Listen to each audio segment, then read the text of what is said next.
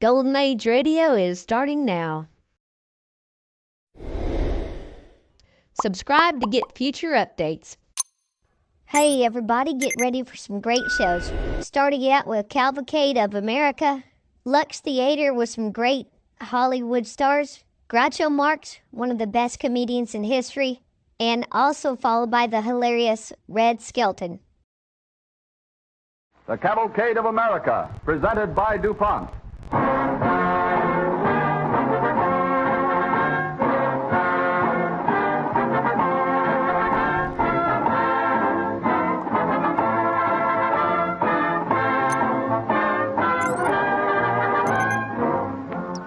This evening, the DuPont Cavalcade pays tribute to another gallant American pioneer, a man whose stubborn tenacity of purpose triumphed over years of heartbreaking failures, carrying him to the fulfillment of a dream. That man was Robert E. Peary, most famous of all Arctic explorers, who devoted 23 years of his life to the achievement of one ambition. His dogged determination has been an inspiration to other explorers and to men in other fields of endeavor. A similar doggedness of purpose inspires research chemists today, driving them on towards the goal expressed in the DuPont pledge, better things for better living through chemistry.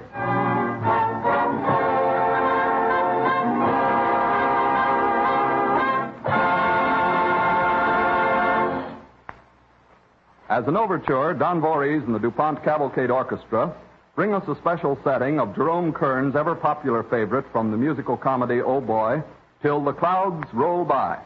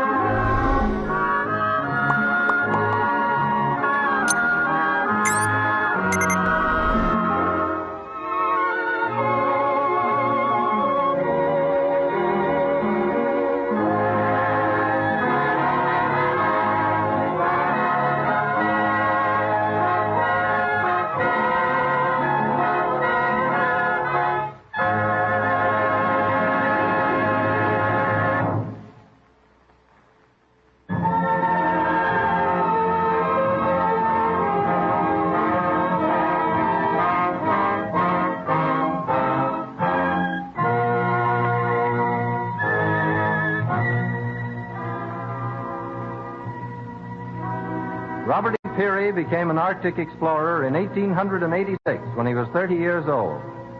An officer in the United States Navy, he obtained a 6-month leave of absence. He was interested in the great unexplored wastes of the Arctic, especially in Greenland. The maps of that country were vague. He wished to explore it and prove that Greenland was an island. As a preliminary to trips he planned to make later into the great far north, he set out to cross Greenland, a territory practically unknown to white men. With him as a guide, he took a young South Greenlander.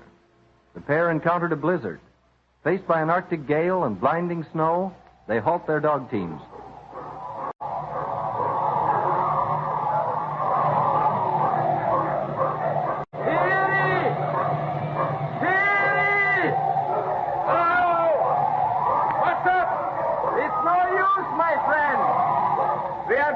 Before we have well started. Looks like it. Don't let up in this weather. 12 marches, and we come only 120 miles about. Come, drop down alongside the sled. We talk about what we better do. Good idea. It does break the wind a bit. Yeah? Now maybe we can hear ourselves think. Now, I hate turning back as much as you do. The dogs can't stand much more of this. Without them, well... Yeah. If we go on, one by one, they die. Then we get in the harness and pull till it gets us. We go the same way, only slower. Yeah? Only slow. That's the way you die in the Arctic. Slow. Too slow. But one nice thing, Perry, my friend. If you die up here, maybe 50, 100, maybe even 1,000 years from now, somebody come along and find you, frozen in a cake of ice. That's some consolation. Yeah. I wonder, is it? They'd probably take you back to civilization and put us in a museum as perfectly preserved relics of prehistoric man. Yeah? If they do that, they'll have to explain away our sexton. Yeah, and the gold fillings in my teeth, yeah? Nay, I think we go back, Perry. But this Arctic, she don't lick us yet. We come back some more, huh? Come back? Yes, I'll be back. Yeah? We'll go across this Greenland yet, by golly. Yes, cross Greenland, but that's only the beginning. Someday, I'm going to lead an expedition to the pole.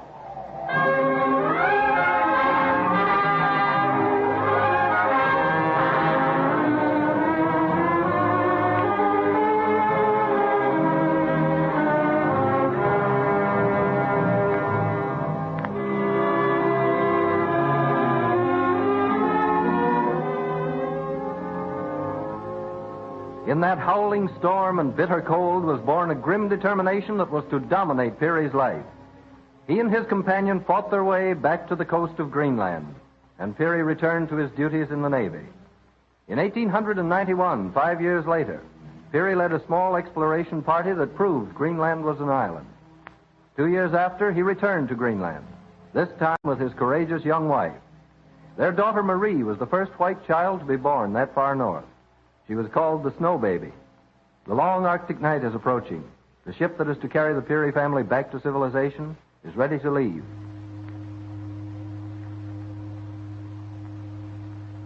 Well, there's the captain of the ship blowing for us. Come on, dear, it's time for you to go aboard. I'll carry the Snow Baby. Come on, young lady. You're going home. Bert, I don't want to try to influence you. You've made up your mind, haven't you? Yes, dear, I have. You're going to stay here. Yes. You know best. But I hate the thought of leaving you. It'll be so long. A year. More, perhaps. I'll stay with you if you want me to. No, you've stood the past year like a veteran, but this country's no place for a woman. Besides, we haven't just ourselves to think of. Our little girl can't go on being a snow baby all her life. I know. This year in the Arctic hasn't hurt her, but now with a long night coming, no sun at all for nearly 6 months, it really wouldn't be helpful for her. But you want to stay and try again, don't you? Well, dear, I'd like to stay here till spring. Get an early start north again. With that big cache of provisions we had to leave on the ice cap, there's a good chance of pushing up to the ice packs. Mm-hmm. And once there, well, you know my aim. Then stay, Bert. I know your heart's set on us, and you won't rest until you've succeeded. God bless you and keep you safe, dear. I knew you'd understand. And it won't be so long. Time will pass. You'll have to renew old acquaintances. Marie here will keep you busy, won't you, my little snow baby? She certainly will. Well, the captain's anxious to get out before the ice cuts you off, dear. You'll have to go now. Goodbye, Bert. Oh, my dear. I hate to leave you here alone. I won't be alone. You and Matt and the Eskimos will be with me. I know. And I'll feel better knowing they are with you. So will I. Yes, come in. Captain's compliments, sir. He thinks we ought to start. So I hear. Well, we're all ready. Get Matt to carry that box down to the longboat, will you? Sir. All right, dear. Take my arm. Watch the path. It's slippery. In a way, I hate to leave all this. It isn't what most people would call a home, but I just hope it'll still be here when Marie is old enough to come up and see her first home. Well, it probably will be all right. That's one thing about this country. Things last forever. Ah, there you be. I was coming to fetch you, ma'am. I hate to cut short your saying goodbye, but I don't like the way the drift flows are shifting about. If the wind swings round to the southwest before we get clear, we'll be here for the winter.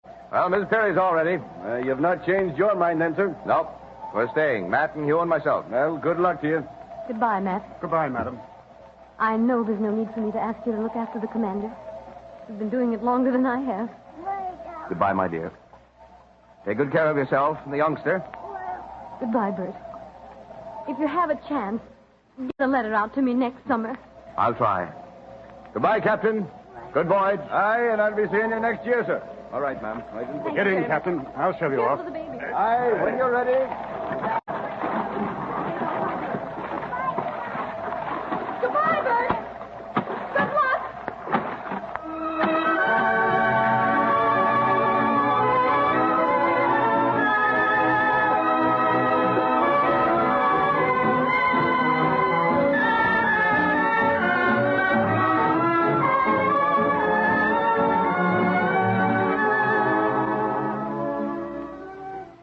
After a long winter of waiting, the following summer, Commander Perry again led an expedition into the Arctic. But the ice caps had swallowed his food cache, and he, with Hugh Lee and Matt Henson, almost perished from starvation. Still, Perry was undaunted. He had set a goal for himself, and with every attempt to reach it, he was gaining valuable experience. A few years later, an expedition he was leading was wintering at Almy Bay. Perry, with some Eskimo, set out on a preliminary trip to Fort Conger on the fringe of the Arctic Sea. On the ship, the Windward, which was their base camp, the members of the expedition, among them Bob Bartlett, are beginning to worry about him. What do you make of it, Mr. Bartlett? I know Peary told us not to expect him back for a couple of months. Here it is March, and he left the first part of December. Yeah, it's strange. He might have come back a month after he left during the full moon. I really expected him last month when the moon was full. It's the only time to travel during the Arctic night. Yes, but aren't you worried about the commander? No. He can take care of himself better than any white man who ever came into this country. He must have gone on to Fort Conger. Greeley's expedition left food there, you know. It would still be in good condition. Well, there isn't anything we can do. No use our sending out a search party for the commander. It might be any place along 1,000 miles to the north. Say, what's the name the Eskimos call him? Peary-Oxua. In their language, it means the Great Peary. Yeah, and they mean it, too. He can get more out of an Eskimo than any white man who ever came into the Arctic. You know, that caboose of his over there looks mighty lonesome without him. I still can't get used to seeing the caboose of a freight train fastened to the deck of a ship. Well, makes mighty comfortable quarters. The commander sets great store by that caboose. Say, listen. Do you hear that? A dog team. You're darn right I hear it. It's the commander. It must be. Can you see him? It may be some more Eskimos. Yeah, it's him, all right. There's Utah. Utah! Where's the commander? What? here in sled.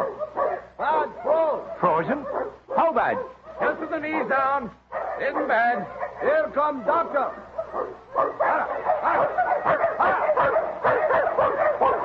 How about it, Doctor? Gotta get the commander in his quarters in a hurry. All right, Utah. Drive the sledge right up the gangplank and hurry up about it. Achoo! Now, come on. That's it. That's it. Ah, no, that doesn't do, Tom. Now, give us a hand there, you men. Easy now, easy. No. There we are. All right, now, open the door. Right. Right over here. There, that's it. All right, Easy. put him down here. Get him down gently, man. No, easy does it. There, no. That's it. How's that, Commander? Fine. Well, I can tell you, it seems good to be aboard. When did it happen, sir? On the trip back? Choix. Freeze legs one day before you say Merry Christmas. That's right, Bartlett. It was the day before Christmas. It's a miracle you're still alive, Commander. The doctor's taking good care of me. Well, there wasn't much I could do until we got back here. Tried to keep the circulation going in the legs. I want to examine him again quickly. Cut off his boots, sir. Cut away. Sled, turn over many times. We come fast. I'll be as easy as I can, sir. Go ahead. Let's have a look at them. My legs. There we are. Good heavens, I didn't realize it. Wait a minute, Doctor. You mean you'll have to amputate? I'm sorry, Commander. It's got to be. There's not much time to lose. I'm still afraid gangrene may set in. And if it means amputating my legs, Doctor, I'll take my chances with gangrene. Well, legs are all right, but the feet... No, I won't have it. I'll take my chances. Let's see. Wait now. Not as bad as they looked at first. Feet are sensitive. The big toes, too. But the rest of the toes... All right. Remove the rest of them. Mind you, I want your word you'll do no more. You have it, Commander. Well, the sooner it's done, the sooner I can strike the trail north again.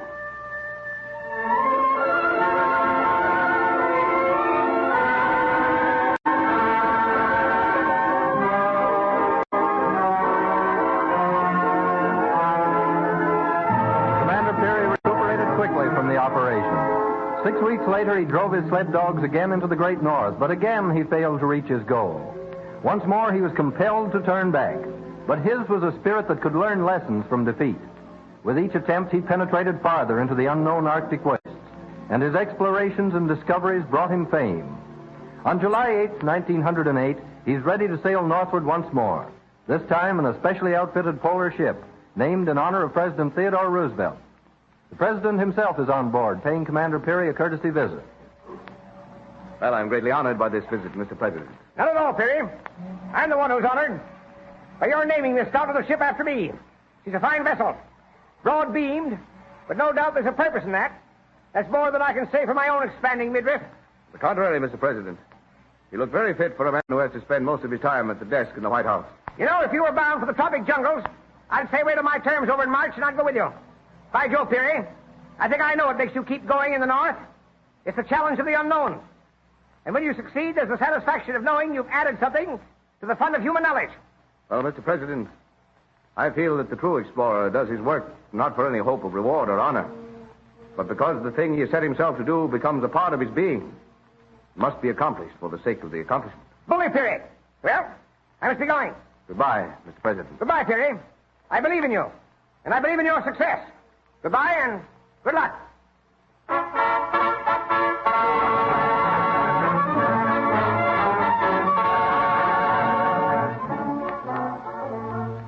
That day, July 8, 1908, Peary sailed for the North. His ship, called the Roosevelt by permission of President Theodore Roosevelt, was the first ever built to withstand the impact of the Arctic ice floes. It was commanded by Captain Bob Bartlett, a veteran of many years' experience in the Arctic, who was to play an important part in this last Peary expedition. Through 350 miles of polar ice, Captain Bartlett pushed and wedged the ship to Cape Sheridan. There, Peary and his companions, all seasoned Arctic men, make their plans for the dash northwards over the ice.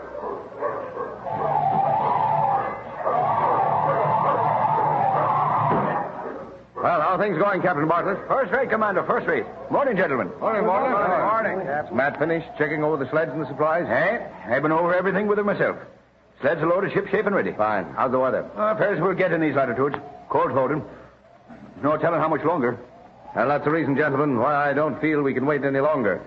If we're going any farther north this spring. That's right, sir. Right. Well, since we're agreed, and sleds and dogs are ready, I see no reason to delay our departure another hour.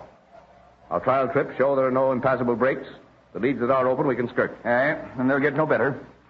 Very well. But before we start, gentlemen, I'd like to go over our plan of action once more. Now, once we're on the pack ice, there'll be no time to waste. Speed will be the important thing. And there must be no mistakes. No hitch in our plan. There won't be. We can figure that. Show you some of that. All right. Let's review our plan. We leave here today in 6 groups, each of you heading a group. I've picked Matt Henson and 4 Eskimos to go with me.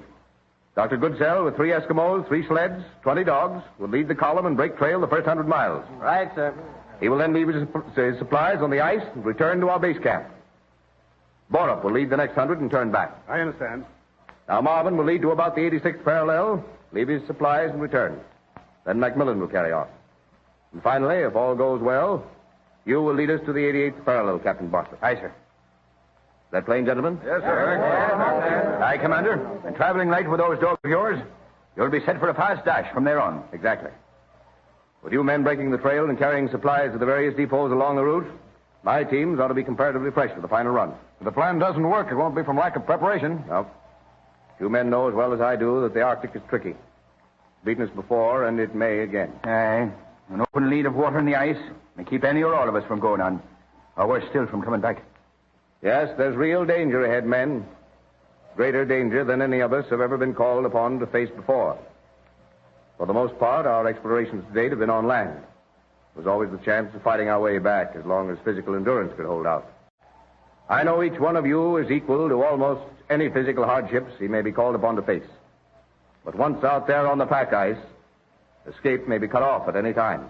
And if that happens, you men know what our fate will probably be. Aye, sir, that we do. That we do. From the moment we leave this ship, the failure of one may well mean the lives of all. Well, I think I can speak for every man in this cabin, Commander, when I say we're ready. And we'll blast it, we'll stick it through. Thank you, gentlemen. Get ready to leave within the hour.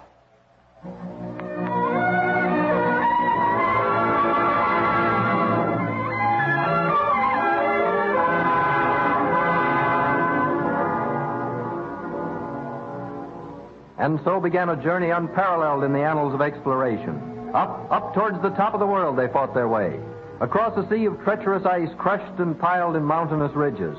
And in between, the leads, valleys of new ice, which without warning might open and plunge men, dogs, and sleds into the icy depths of the Arctic Sea. One by one, the groups left their supplies as planned. Dr. Goodsell, Borup, Macmillan, Marvin. Then 7 men raced on, ever northward. Peary, Bartlett, Henson, and 4 trusted Eskimo. This evening, the DuPont Cavalcade of America has a surprise for you. No dramatization of an event can be as vivid as the words of an eyewitness.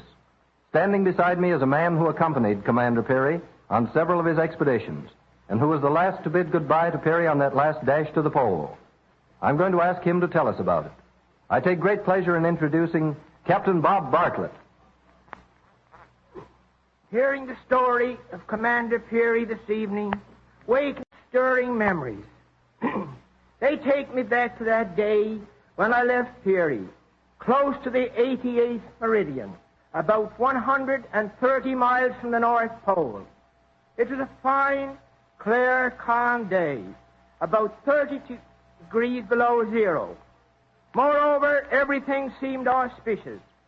Peary was now within easy reach of the pole, and the last march that we had made together, he had taken over us big level floes.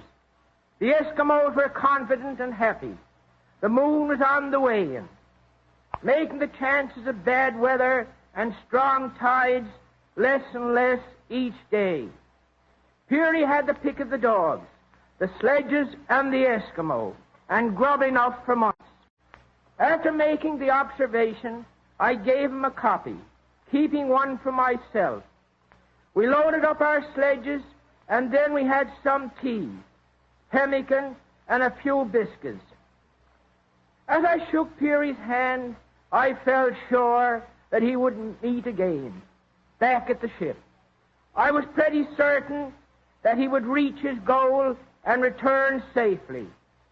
I shook each of the Eskimos by the hand and, laughing, said, "North Pole, Imangwa Taima." That is, North Pole not far away. Then we were off southward to our ship. Our job was to keep open our trail so that Peary would have easy traveling all the way back. Owing to his marvelous judgment and experience, his return from the pole over our trail was fairly easy. He arrived on the glacial fringe near Columbia on April the 23rd, and Utah remarked, "The devil is asleep or having trouble with his wife, or we should never have come back so easily." Peary was a happy man, and when he finally reached the ship, he told us how he had reached the pole, made his observations, planted the American flag, and left a notice in a bottle. That was 28 years ago yesterday. Perhaps you would like to know just what the notice was. I'll read it to you. 90 degrees north latitude, North Pole, April the 6th, 1909. I have today hoisted the national ensign of the United States of America at this place, which my observations indicate to be the North Polar axis of the Earth, and have formally taken possession of the entire region and adjacent for and in the name of the President of the United States of America. I leave this record and the United States flag in possession. Signed, Robert E. Peary, Commander, United States Navy. Thank you, Captain Bartlett. It is for this accomplishment that we are proud to honor the memory of Robert E. Peary by adding his name to the roster of immortals in the Cavalcade of America.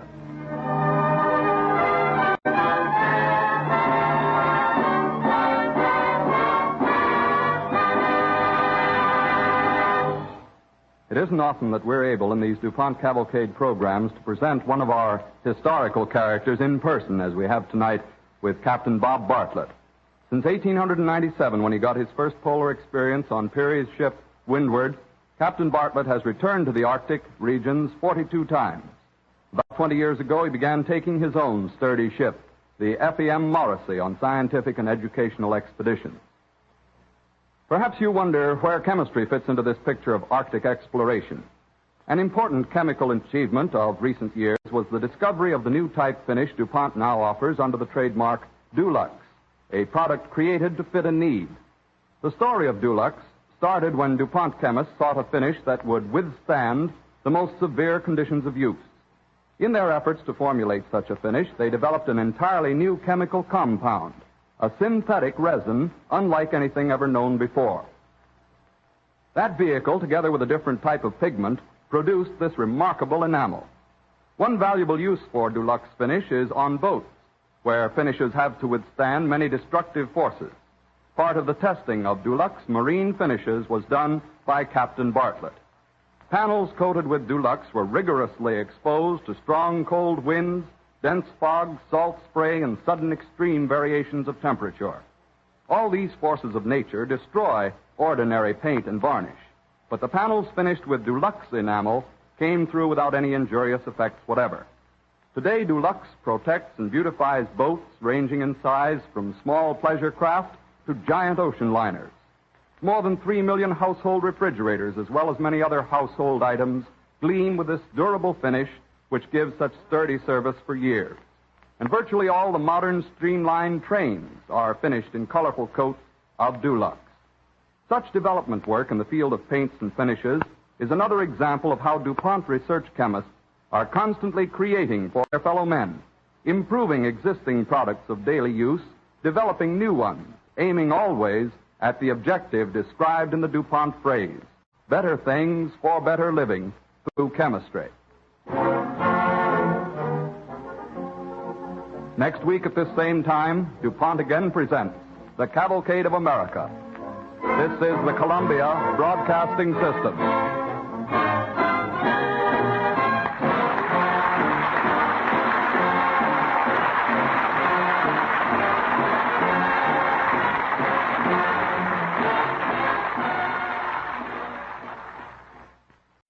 Enjoying the timeless classics on Golden Age Radio? If you're loving the nostalgia and captivating stories, consider supporting our channel with a tip. Your generosity helps us continue bringing you the best of vintage radio entertainment. Simply click on the link in the description.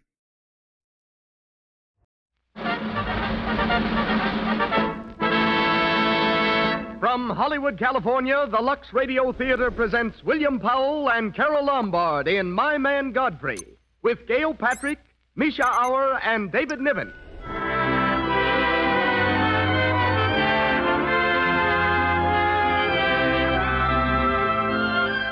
Lux presents Hollywood. First, a word of thanks to you, our loyal listeners. It's because of your continued purchases of our products, Lux Toilet Soap and Lux Flakes, that we're able to bring you these programs every Monday night. Twice in recent weeks, we have made a special announcement at the end of our performance. The response to this announcement has been so enthusiastic that we are making it again tonight. You will hear it at the end of this program. Listen for it carefully, please.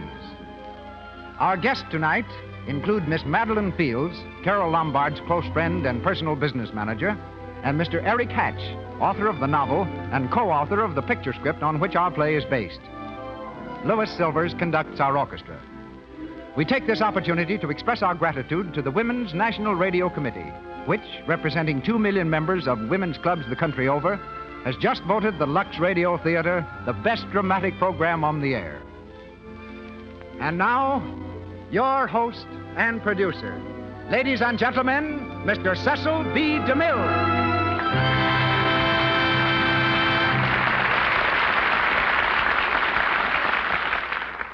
Greetings from Hollywood, ladies and gentlemen.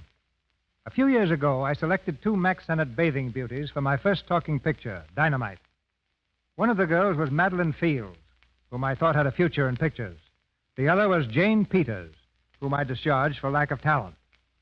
Today, Miss Peters, one of the screen's cleverest actresses, is known as Carol Lombard, and Miss Fields is Carol's personal business manager, which sometimes prompts even my best friends to tell me that I'm not the world's greatest talent scout.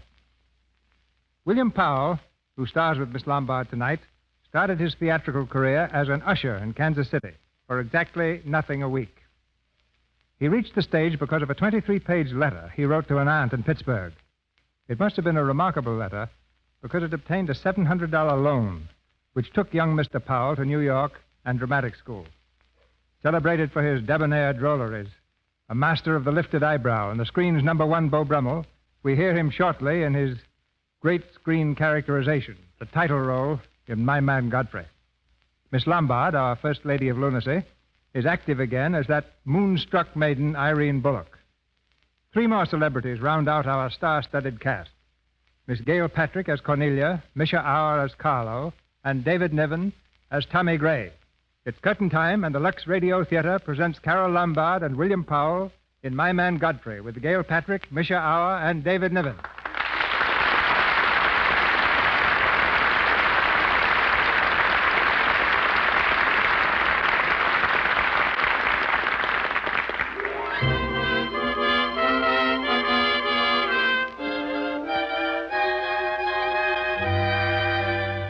It's a gorgeous night on New York's waterfront.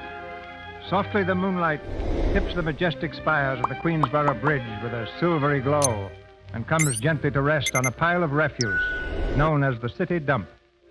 In the center of this wasteland, a small fire is burning, and our man Godfrey, in tattered clothes with a 3-day growth of beard, sits on a packing case warming his hands. The 16-cylinder motor purrs softly into the scene and comes to a stop. 3 people alight. One of them, a young lady in evening clothes, steps gingerly toward the fire. Good evening. Good evening. How'd you like to make $5? How would I didn't quite catch what you said. I said, how would you like to make $5? Well, I don't want to seem inquisitive, but what would I have to do for it? Oh, all you have to do is go to the Waldorf Ritz Hotel with me, and I'll show you to a few people, and then I'll send you right back.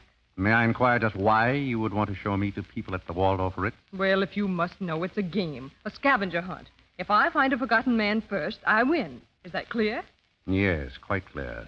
Shall I wear my tails or come just as I am? Now, you needn't be fresh. Do you want the $5 or don't you? Madam, I can't tell you how flattered I am by your very generous offer. What are you doing? Get away from me. However, I'm afraid I'll have to take it up with my board of directors. Don't you push me. And no matter what my board of directors advise, I think you should be spanked. Oh! Knock me down. You deliberately pushed me into that junk pile. No, I didn't. But it suited you nicely. George! George! I saw that. I saw what you did. Are you in the habit of hitting ladies? Maybe.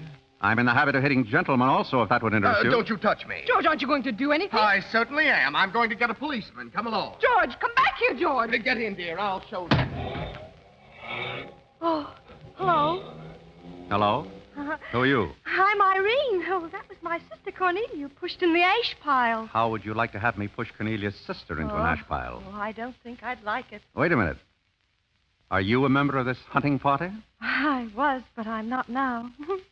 The funniest thing, I couldn't help but laugh. You know, I've wanted to do that ever since I was 6 years old. You wanted to do what? Oh, push Cornelia in something. You know, a pile of ashes or something. Cornelia thought she was going to win, and you pushed her into a pile of ashes. Look, do you think you could follow an intelligent conversation for just a moment? I'll try. Well, that's fine. Do you mind telling me just what a scavenger hunt is?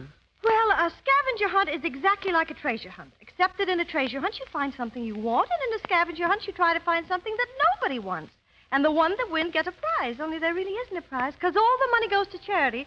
That is, if there's any money left over, but then there never is. Well, that clears up the whole matter beautifully. Oh, thank you. Well, I suppose I should be going, shouldn't I? That's a good idea. Oh, I want to see who won the game. I suppose it was Cornelia again. She's probably got another forgotten man by now. You mean if you took me along with you, that you'd win the game? Is that the idea? Well, I might if I got there first. Let's beat Cornelia. It wouldn't be asking too much? Not at all. I'm very curious. I'd really like to see just what a scavenger hunt looks like. Oh, but I just told you. Yes, but I'm still curious.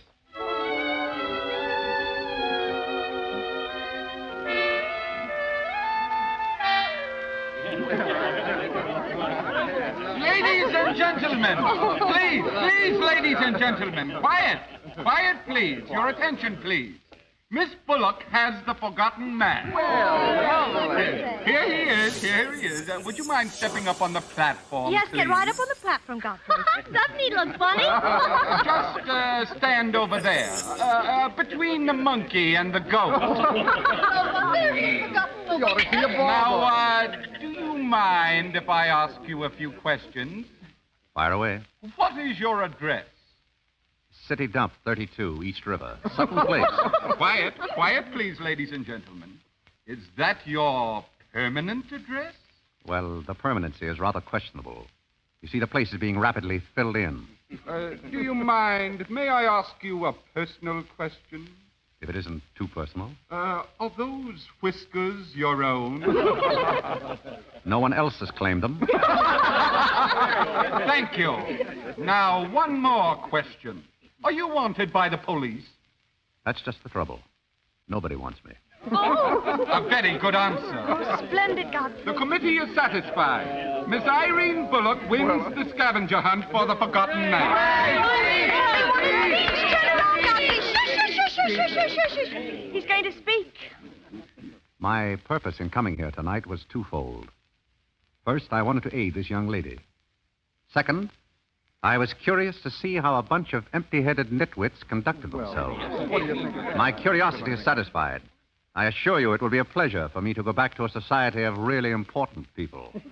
Good night, ladies and gentlemen. Godfrey, wait. Oh, Godfrey, I'm terribly sorry. Oh, that's all right. Oh, I never brought you in there if I thought they were going to humiliate you. You know, I'm terribly grateful. It's the first time I've ever beaten Cornelia at anything, and you helped me do it. Oh, I wish I could do something for you. Why? Because you've done something for me, don't you see? Well, I could use a job if you've got one lying around loose. Can you buttle? Buttle? Yes, we're fresh out of Butler's, the one we had left this morning. I'm afraid I wouldn't be much good at that. Oh, yes, you would. You're going to make the best butler we ever had. You really think so? Oh, I do. Well, all right. Thank you. Good night, Godfrey. Good night, Miss Bullock. Good night.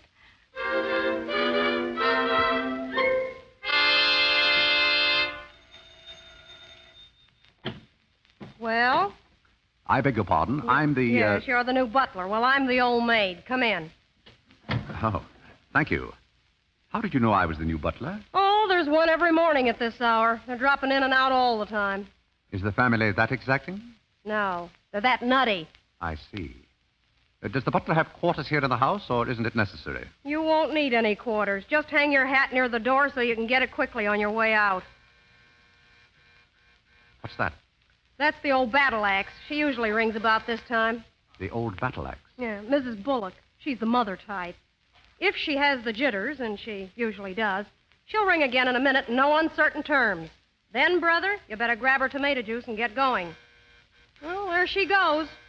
Well, Cupid, this is your big opportunity. Shall I take it to her? Yeah, but you might as well know the worst, but I want to warn you. She, sees pixies. Pixies? Mm-hmm. You know, the little men. Oh, those. Uh-huh. Yes. Where do I find her? Upstairs. She's in the first cage on the right. Well, wish me luck. Happy landing.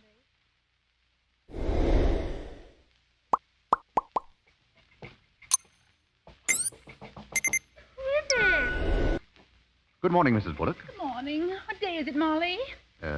I'm not Molly. Who isn't Molly? I'm not. Well, stop jumping up and down so I can see who you are. I'm not jumping. It's better. What's your name?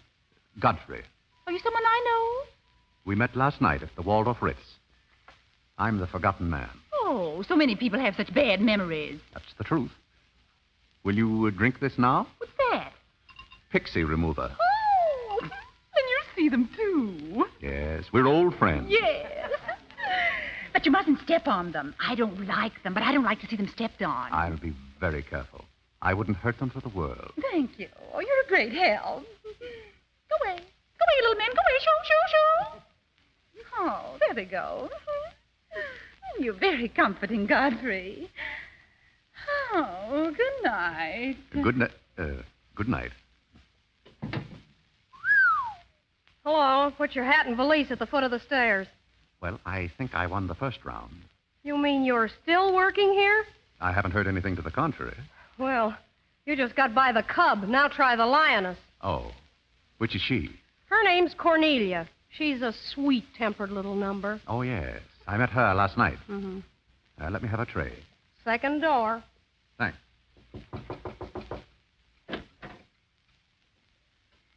Who is that?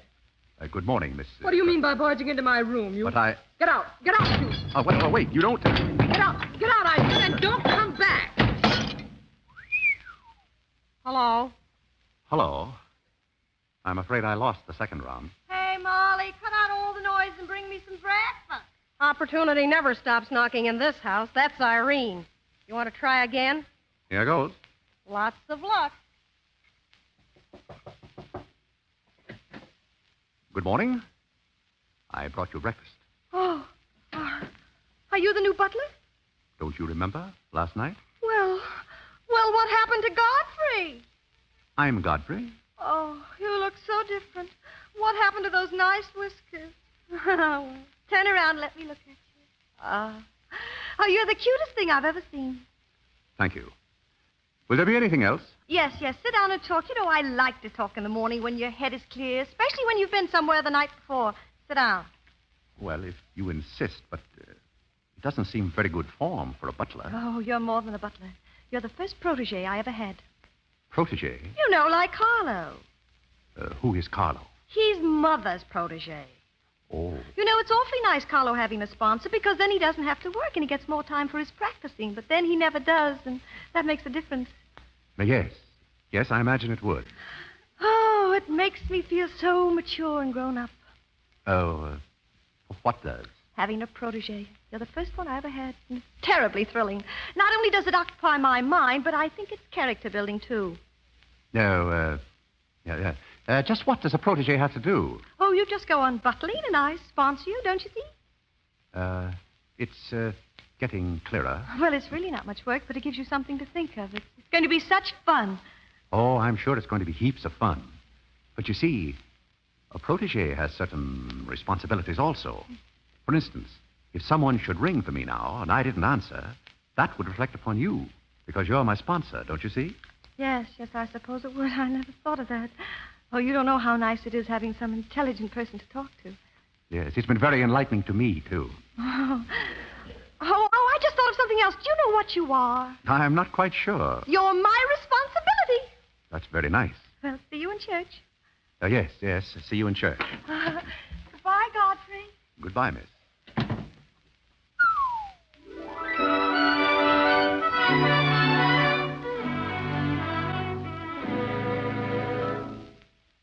Oh, Godfrey. Yes, Miss Cornelia? I see you're still with us, Godfrey. Yes, miss? I didn't think you'd last a full day. Thank you, miss. Do you like your place here? I mean, so far as you've gone. I must admit it's more desirable than living in a packing case on a city dump. Oh, that's where I met you. Yes, I remember now. You were very amusing. I'm very sorry, miss. Oh, I didn't mind at all. Have you a handkerchief? There's a spot on my shoe. Will you see what you can do about it? Of course, miss. I could have you fired, you know, but I like to see things wriggle. When I get through with you, you'll go back to your packing case on the city dump and relish it. I'll make your life so miserable Hello, that... Godfrey. Good evening, Miss Irene. Oh, I like your new monkey suit. Thank you for picking it out. Oh, how do you like my new lounging pajamas? I think they're very nice. Thank you. I heard what you said to Godfrey. So what? So what? You leave him alone. So who's going to make me leave him alone? If you don't, you'll get a good sock from me. Oh, the physical type. What I say goes. May I come in? You're in, aren't you? Good evening, Irene. Hello, Carlo. I've just been reading a very interesting book, The Greeks of the Middle Ages. Irene would like that. You love the Middle Ages, don't you, dear? Shut up. Well, here we are. Ah, Mrs. Bullock. Как вы поживаете? Carlo, you're so continental. Oh, it's so nice to see you two girls having a pleasant chat. Or is it a pleasant chat? Well. Imagine the Bullocks got it together all in one room. Don't forget Carlo, Alexander. Oh, I'm not going to forget Carlo. Oh, don't bother about me, Mr. Bullock. I feel one of the family. Oh, and you don't mind if I discuss a few family matters, do you, Carlo, my boy? Oh, no, not at all. Oh, Alexander, you're not going to bring up those sordid business matters again, I hope. I've just been going over last month's bills, and I find that you people have confused me with the Treasury Oh, Department. don't start that again, Dad. I've got to stop it. The way you people are throwing my money around. Money. That Frankenstein monster that destroys souls. What? Say, listen. Don't say anything more about it. You're upsetting Carlo. Carlo. Who's the head of this house, Carlo or me? Here's Godfrey. The cocktails, sir. Huh? What? Oh, thank you, Godfrey. Not at all, sir. Miss Irene? Oh, did you make them, Godfrey? I helped. Oh, they must be wonderful. I'd like to help sometime if you'll let me. I'd feel honored. While we're on the subject, how about this business of certain people picking up anybody they find on the city dump and dragging them into the house? For all we know, we might all be stabbed in the back some night and robbed. Who's going to stab who, Cornelia? Well, we don't know a thing about certain people. You shut up. I will not shut up. My life's precious to me. Well, it won't be in a minute. I think we should get our help from employment agencies. Well, I don't know but what I agree with Cornelia. Will you? Oh. Alexander, you've upset Carlo, and now you're upsetting Irene. Don't you remember her breakdown last summer? I do. That's why I'm not paying any attention to this. Well, if Mother can sponsor Carlo, why can't I sponsor Godfrey? Oh, Godfrey knows I'm not being personal, but after all, none of us would like to wake up some morning stabbed to death. Now, Cornelia, you mustn't come between Irene and Godfrey. He's the only thing she's shown any affection for since the Pomeranian died last summer. Oh, now, Irene, you mustn't have a spell. What is all this nonsense? Please be quiet. You never did understand women. Why don't you get the doctor? I don't want a doctor. Oh, do you want an ice bag? No, I don't want an ice bag. I want to die. Oh, you mustn't do that. Carlo, do the gorilla for Irene. It always amuses her. I'm not in the mood. Well, stop eating those hors d'oeuvres and get in the mood. All right, I'll do it, but my heart won't be in it. Irene, be a good girl, Miss Darling. Carlo's going to imitate a gorilla for you. A gorilla? I'd rather see him imitate a man. Alexander. This is too much. It certainly is. I'm getting out of this madhouse. I'll be at the club if you want me, and I hope you don't. Well, I'm off for dinner. We must all get together again sometime. Goodbye, Irene. Irene, are you feeling all right? Irene! Where's Godfrey? He's right here. Don't go away, Godfrey. Angelica will be late for the concert. I put my things. I'll be right with you. Godfrey's right here, darling. Where? Right here. Look, see, darling? Godfrey, say hello to Irene so she'll know who you are. Hello? Oh, hello, Godfrey. And he's promised to stay on, haven't you, Godfrey? If I'm wanted. Oh, of course you want it, isn't he, Irene? Yes, go away. Yes, darling, I'm going. Goodbye, darling. Come along, Paula. Hurry. Hurry. Always hurry. Oh, Godfrey, Yes, miss? Oh, sit down, Godfrey. No, over here by me. Oh, yes, thank you, miss. Godfrey, would you mind kissing me? Miss Irene, I hardly think... Oh, Godfrey. Here, now, wait. Please, miss, please, Miss Irene, you mustn't. Oh, there. Excuse me. Oh, Godfrey, come back here. Where are you going? I'm going to my room. Oh, Godfrey, wait for me. Godfrey. Godfrey, oh, there you are, Godfrey. Please, Miss Irene, you can't come in here. Why not? It's our house, isn't it? And after all, one room is just like any other room. Besides, I want to talk. I'm terribly sorry, but we can't talk here. Well, don't you think it's rather indecent of you to order me out after you kissed me? After I kissed you? Of course, Godfrey, don't you remember? Miss Irene, hasn't anyone ever told you about certain proprieties? Oh, you use such lovely big words. I like big words. What does it mean? Well, you want me to remain on here as butler, don't you? Oh, of course. And I want to justify your faith in me by being a very good butler. And, in time, perhaps filling the void created by the death of your late lamented Pomeranian. Oh, I've forgotten all about him. He had fleas anyway. Besides, you're different. You use big words and you're much cuter. May I tell you a story? I'd love it. Well, once there was a very sentimental little girl with a very kind heart. And she helped a man who was very grateful. But then she became a nuisance and undid all the fine work she had done. Oh, is it someone you know? Her name is Irene Bullock. And if she were a smart little girl, she'd pick out some nice young chap in her own social set and marry him and live happily ever after. And never, never, never enter the butler's room again. You mean I can never come in here again? Never. Now, out you go. Oh, Godfrey, stop. This way, please. No, I want to stay. Let me go. Outside, please. Will you be sorry? And don't ever come in here again. Will you be sorry?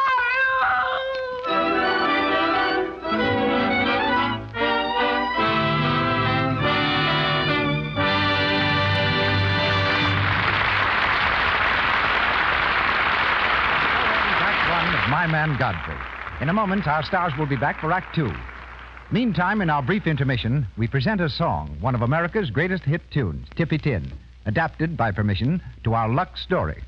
Let's suppose that Rosita in Tippy Tin has suffered the embarrassment of a stocking run at the very moment she wishes to look her best.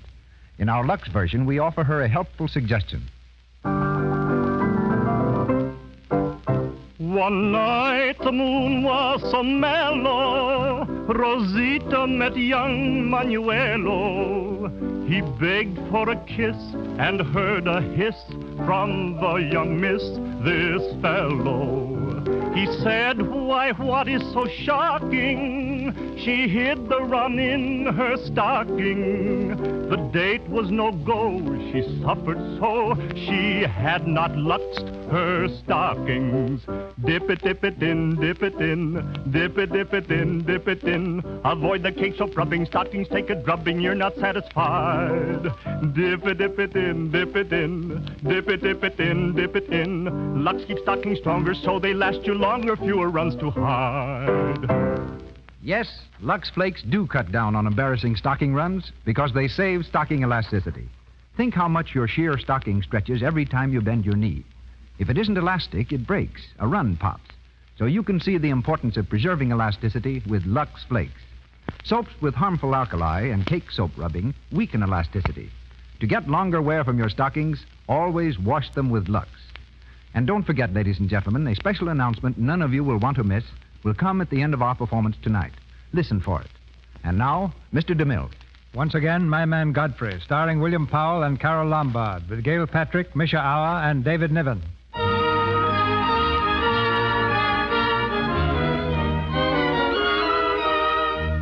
2 days have passed, during which Irene has shown an all too evident affection for her man Godfrey. In the Bullock living room, a cocktail party is in progress. Irene, dressed in mourning, watches with tragic eyes as Godfrey moves among the guests.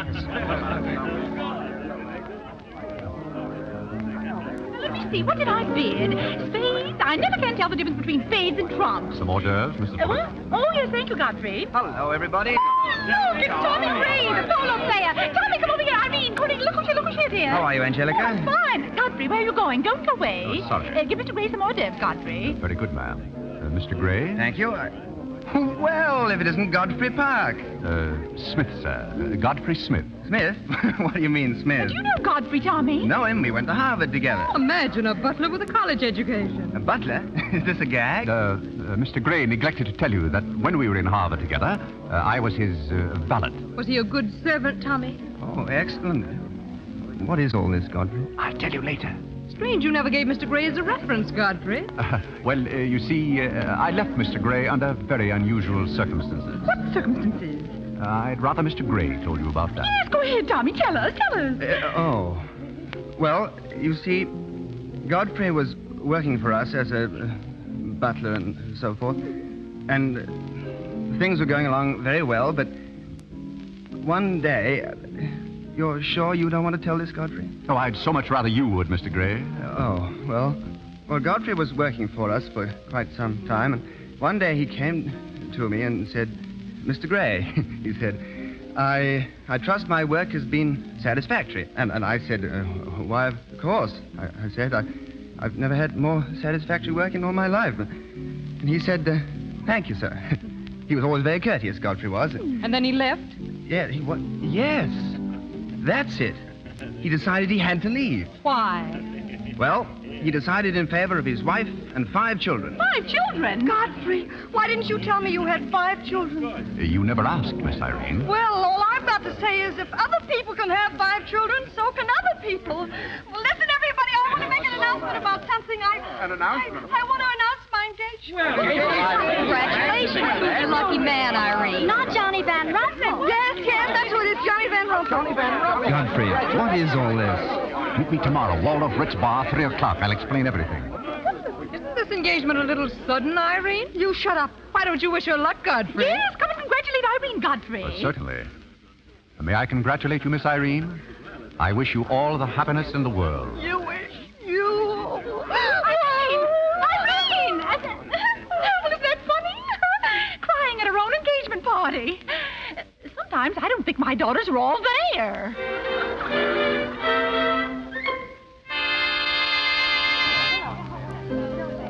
Godfrey, over here. Oh.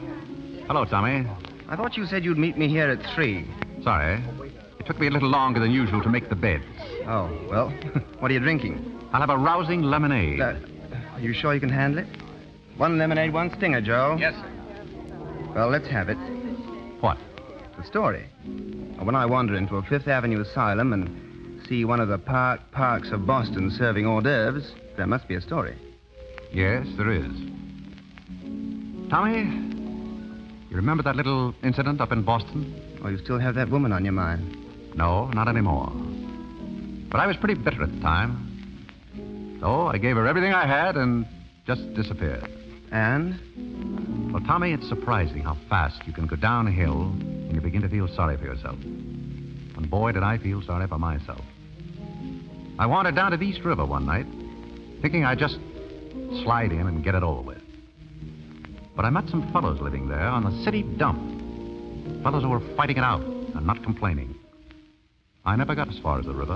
And what happened? I did all sorts of things, just to live. Then something happened. I got a chance to take this job, butling. A chance to rehabilitate myself. I took it. And that's all? That's all. But someday, Tommy, I'm going to do a little rehabilitating around that dump. And that's why I'm glad I met you. Me? You're going to help, too. Excuse me, Mr. Gray. Yeah, oh, yes? You're wanted on the phone, sir. Oh. I'll be right back, Godfrey. Righto. Good afternoon, Godfrey. Oh. Good afternoon, Miss Cornelia. May I sit down? Well, the mystery's solved, isn't it? The mystery, Miss Cornelia? Yes.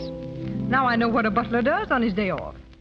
When you worked for Mr. Gray, were the two of you always this chummy? You see, I worked for Mr. Gray a long time, and we got to be... I see. Well, if you can be so chummy with the Grays, why can't you be chummy with the Bullocks?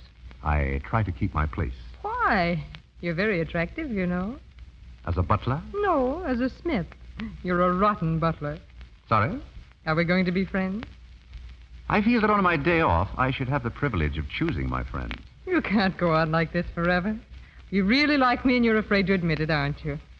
Do you want me to tell you what I really think of you? Please do. You won't hold it against me? It's your day off. Very well. Miss Cornelia, you belong to that unfortunate category I would call the Park Avenue brat. A spoiled child who has grown up in ease and luxury, who always had her own way, and whose misdirected energies are so childish that they hardly deserve the comment even of a butler on his off Thursday. Thank you for a very lovely portrait. Goodbye for now. I'll see you down by the ash pile. Waiter, Yes, sir? change that order. Make it 2 stingers. Double.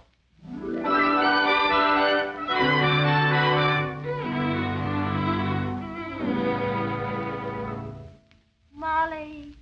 Yes, Miss Irene? What are you doing? Sewing. Some buttons on a coat. Oh, is it his coat? Yes. The coat is his. Oh, I'd like to sew on buttons sometime when they come off. I wouldn't mind at all. I could do it right down here in the kitchen. He doesn't lose very many. He's very tidy, isn't he?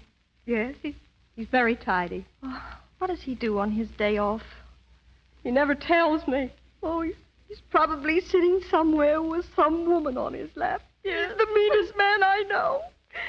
I think he's very mean. I suppose he's sitting somewhere with somebody on his lap that doesn't care for him at all. As far as I know, maybe his children are there, too, calling him. Oh, I can't bear it. Oh, please don't. You too?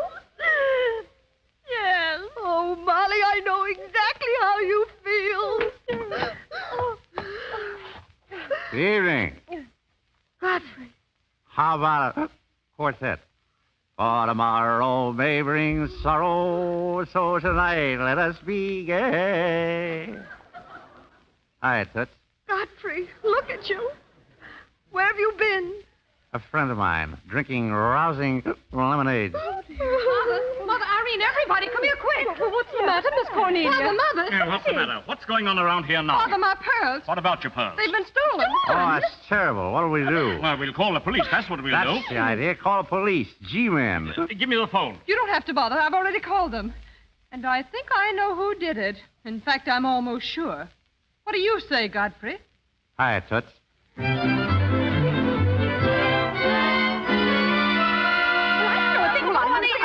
One at a time. Wait a minute. One at a time. Wait a minute. Quiet. What? When did you miss the pearls, Miss Bullock? This afternoon when I came home. I had put them in my jewel case this morning after breakfast. She probably lost them. Last year she left them in a taxi. Did anyone see you put the pearls in the case? No. Oh, yes. Yes, Godfrey did. He was taking the tray out of my room. He saw me. Godfrey, eh? Well, who's Godfrey? That's me. Me. Butler? Yes, he's the best butler we ever Oh, had. I'm sure Godfrey didn't do it. Although we don't know very much about him. My sister picked him up on the city dump. Oh, I see. Are you accusing Godfrey? I'm not accusing anyone. I want my necklace. Oh, it's silly to think of Godfrey wearing a pearl necklace. Oh, yeah?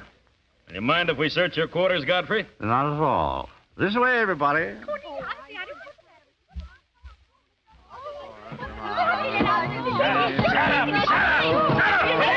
I'm going to find the pearls with everybody yelling. I can't find them anyhow. Oh, where is my little doggone? Oh, shut up, you.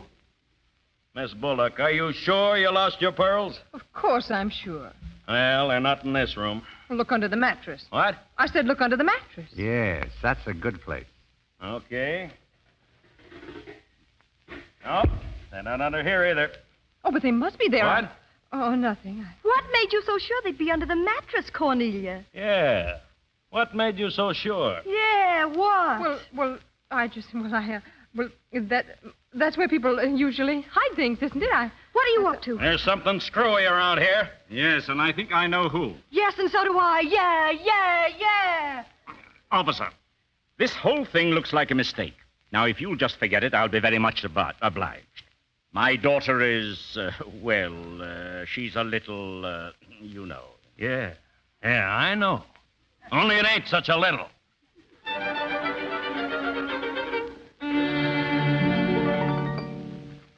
Your coffee, sir. Listen to this, Godfrey. Mrs. Bullock and her 2 daughters sailed yesterday for a holiday cruise around the world. It is rumored that the younger daughter, Irene, is trying to forget a broken engagement plus another heartthrob, which is the real reason for the trip. What do you think of that? It is a little quieter, sir. The socialite Mrs. Bullock and her 2 charming daughters relaxing on the beach at Deauville. They should relax. This is the first good rest I've had in 20 years. Expected home next week. Godfrey, they're coming home. Yes, sir. Your breakfast, sir. Never mind the breakfast. Just bring me a cup of coffee and 4 aspirins.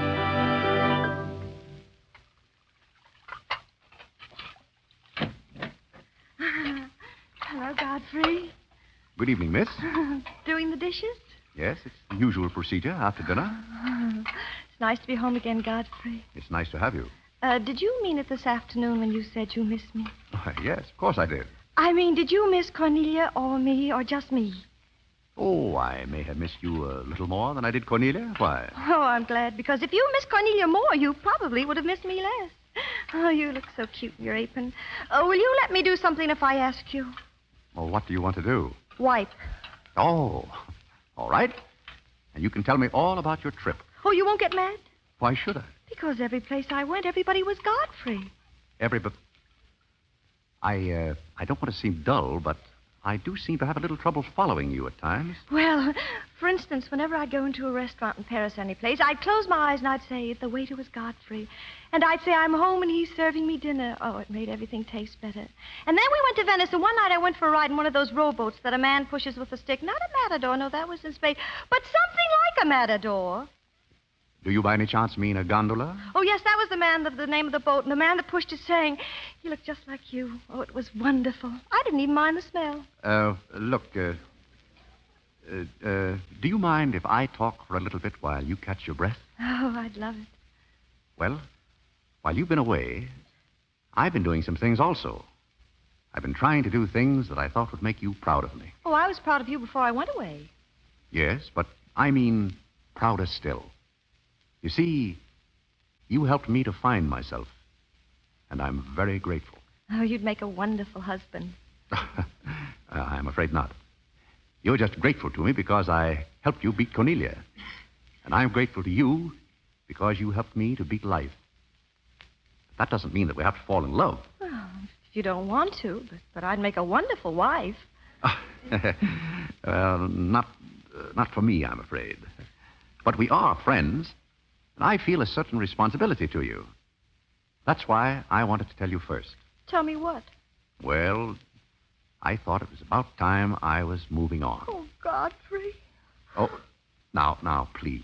I won't cry, I promise. That's fine. After all, I'm your protege, and you want me to improve myself, don't you? Yes. Well, that's very sweet. Well, when are you leaving? Oh, pretty soon. But I'll call you up every now and then. We'll have long chats. I'll tell you how I'm getting along, and we'll have lots of fun. Are you going back to her? To whom? Your wife. Wife? Oh. Oh, she was just a fabrication. Oh, then you aren't married. Of course not. And then there aren't any 5 children. Well, there couldn't be very well. Oh, Godfrey. Oh, Godfrey.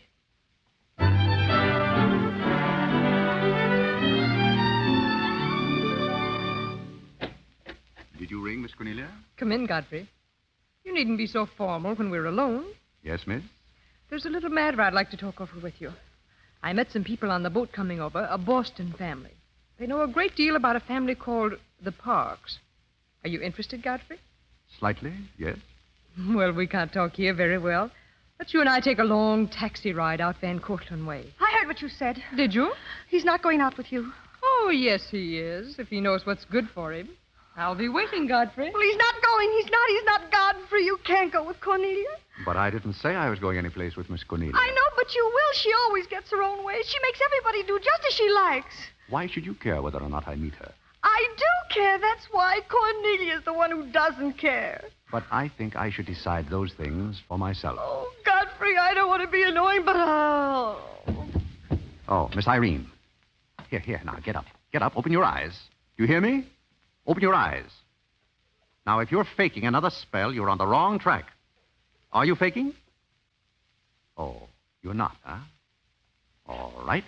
We'll soon find out. Now, up she goes. That's the girl. Now, I'll just carry her inside. Godfrey knows how to take care of little Irene when she faints. Godfrey will take care of everything. Right in here we go. Does Irene know where she is now? No, Irene has her eyes closed. She's fainted. But Godfrey will soon fix Irene. Just sit right there. That's the girl. Now, everything will be fine in just a moment. The best thing for the faints is a nice, cold shower bath. There, now, you'll feel fine in a minute. Oh, Godfrey, come back here! Godfrey, where are you, Godfrey? Look around all where? Oh, Mother, he loves me! Godfrey loves me! Put me in the shower! Godfrey loves me! Godfrey, put me in the shower! Oh, Godfrey!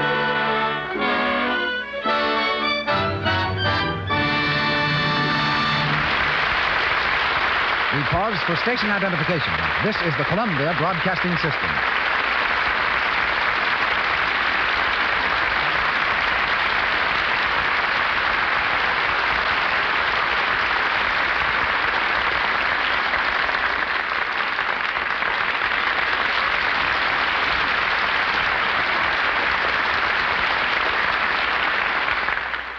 The curtain falls on the second act of My Man Godfrey.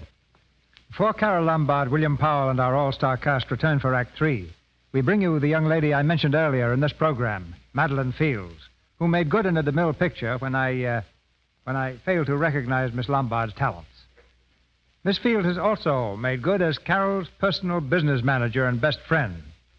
To Miss Lombard, she's Fieldsy. Obviously, Fieldsy, you and Miss Lombard have never allowed business to interfere with friendship. We settled that a long time ago, Mr. DeMille, by a very simple agreement. Carol can never write a check, and I can never sign one. It's strictly a collaboration. Are you also in collaboration on that new home Carol's going to build out in the San Fernando Valley? No, that's going to be entirely a Lombard production. She's designing it herself. A nice, rambling farmhouse. 10 acres, chickens, a barn, milk house, smokehouse, and a swell barbecue pit. Well, tell me confidentially, is Carol off the screen anything like the Irene of our play? Oh, far from it. Carol always goes around telling people she'd be lost without me. Well, I'm glad she thinks so, but she wouldn't be. She's got those 2 feet of hers planted squarely on the ground. She runs the house, does her own ordering, and a big time to Carol is having in a few friends for an evening of bridge. However, she did give me a real scare when we had that flood a few weeks back. She left bright and early one morning before I awakened and didn't come home until late that afternoon, covered with mud. When I asked her where she'd been, she said, oh, just out. Later, I learned that she'd taken her car, filled it with food and clothes, and rushed out to the flood area to do what she could. Carol's like that. What can you tell our lady listeners about the Lombard wardrobe? Well, only that she likes simple clothes, particularly sport things. And if she has a favorite color, it's white. She takes very good care of her clothes, too. Come up to the house sometime, Mr. DeMille, and I'll show you what we think of Lux Flakes. That big blue box is busy every day keeping her things fresh as a daisy. That's an invitation I won't forget. And if you want to make an impression, bring a tree. A tree? Couldn't we compromise on an acorn? Not very well, Mr. DeMille. Carol, you see, is going to landscape the farm herself, and at the moment, any tree that will help make a good windbreak will be gratefully received. Now, remember that at Christmas time. Oh, but I can't wait that long. So from this point on, Carol will have to speak for herself. Thanks for having me. Good night, Miss Fields.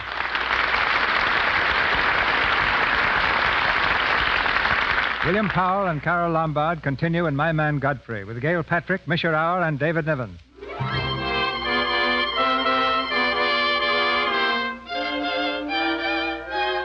It's the following afternoon.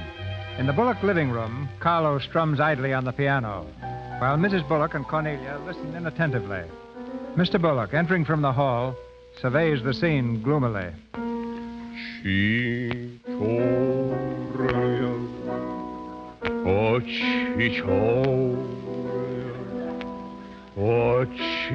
Shut up. What What? did you say? I told him to shut up. Well, I never. And you can shut up with him. And you too, Cornelia. I didn't open my mouth. Well, don't. Listen, and listen carefully, because it hurts me to repeat it. The Bullocks are broke. What? I am broke, you are broke, she is broke, and we're all broke. Not only that, but I've been using the company's money for the last month to speculate with. And I've lost. Do you hear that? I've lost.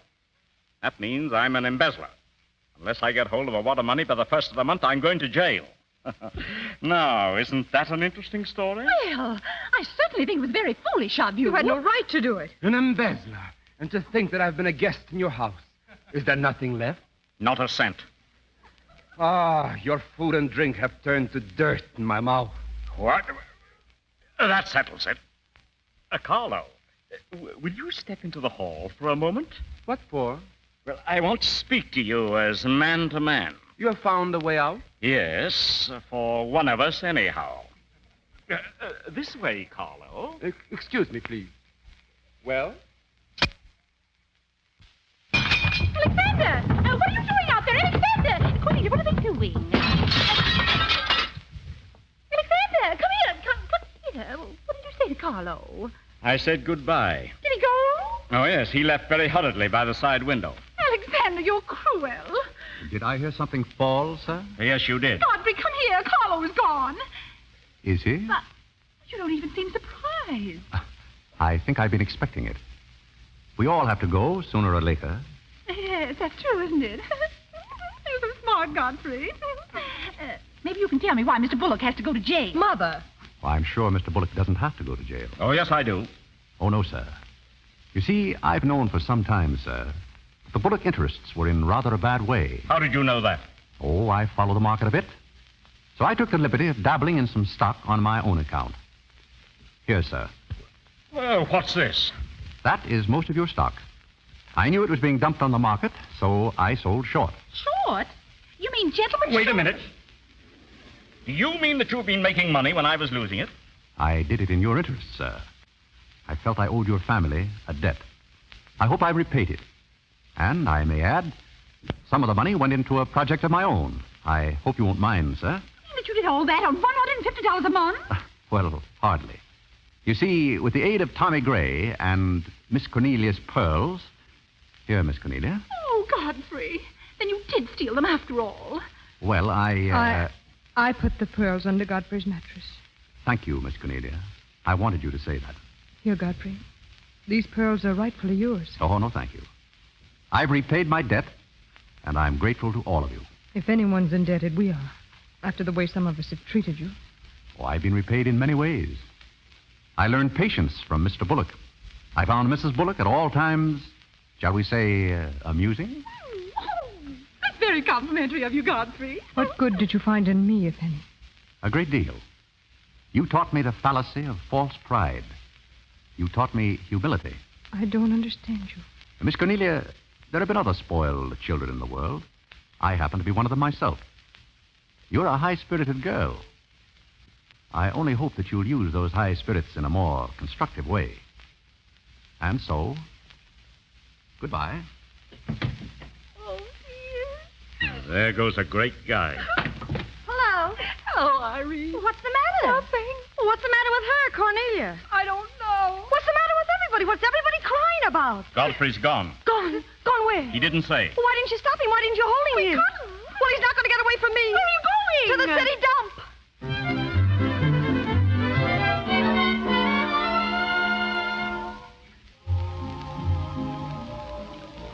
Well, this is it, Tommy. Tramp Inn, we call it. A palace of pleasure built on a foundation of tin cans and ashes. How do you like it? Just a minute, Godfrey. Is this where my money went? Into a nightclub? Some of yours, all of mine. Come into my office. By the way, now, what happens to the profits from this place? Well, we're giving food and shelter to 50 people in the winter and giving them employment in the summer. What more do you want? Nothing. But you're the most peculiar butler that I've ever met. Ex-butler. Fired? No, I quit. I felt that foolish feeling coming on again. Oh, you mean Irene? Why don't you marry her? Oh, no, thank you. Being her butler was tough enough. Well, here. Hello. Well, Godfrey, you have company. Irene, what are you doing here? Yes, what are you doing here? Don't let him off the hook, Irene. I won't. So long, Godfrey. Oh, my, how you fixed this place up, Godfrey. It's much nicer than when I was here before. Oh, you noticed that? Are the Forgotten Men having a party? Yes, it's their annual reunion. Well, I saw the mayor out there. Is he one of them, too? He's the guest of honor. Oh, it's a lovely view, the bridge and everything. Is the bridge always there? Most always. Oh, you have a kitchen. You know, I'm going to like this place. Oh, what's over here? Oh, is this where you sleep? That's the general purpose of the room. Oh. Any observations? I think it's very cute, but we'll have to change the wallpaper. What do you mean we'll have to change the wallpaper? Oh, I don't like green wallpaper. It makes me bilious. Well, you won't have to look at it. You're going home right now. But I can't go home. I can't, Godfrey. Now, Irene, see here. You simply... Oh, go on, lose your temper. I love it when you lose your temper. Why can't you let me alone? Because you're my responsibility, and someone has to take care of you. I can take care of myself. You can't look me in the eye and say that. You love me, you know it. And you know there's no sense in struggling with a thing when it's got you. It's got you, and that's all there is to it. It's got you. May I come in? Oh, Mayor Cortland. Mr. Gray said there were a couple of people in here who wanted to get married. Are you it? Yes, we're it, Mayor Cortland. Irene. Well, can you marry us without a license? Without a license? Well, it may get me into a lot of trouble, but I guess I've known your family long enough to take a chance. Does your father know about this? Well, everybody knows about it except Godfrey. Come on, Godfrey, we're all set. Join hands, please. No, wait. Listen, Irene, we can't do it. You simply can't. Shh, just stand still, Godfrey. It'll all be over in a minute. Oh.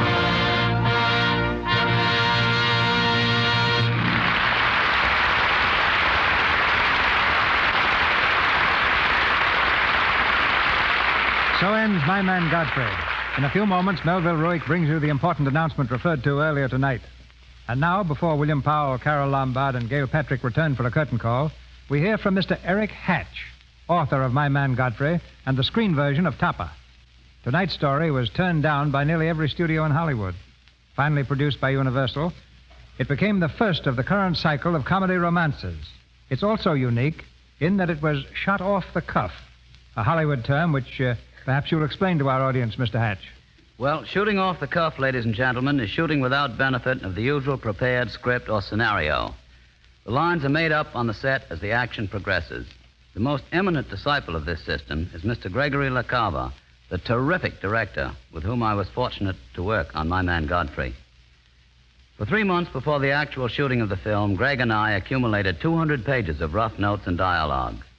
These unassorted notes constituted all the script we had. I've heard it said, Mr. Hatch, that the characters in My Man Godfrey were taken from life. Is that true?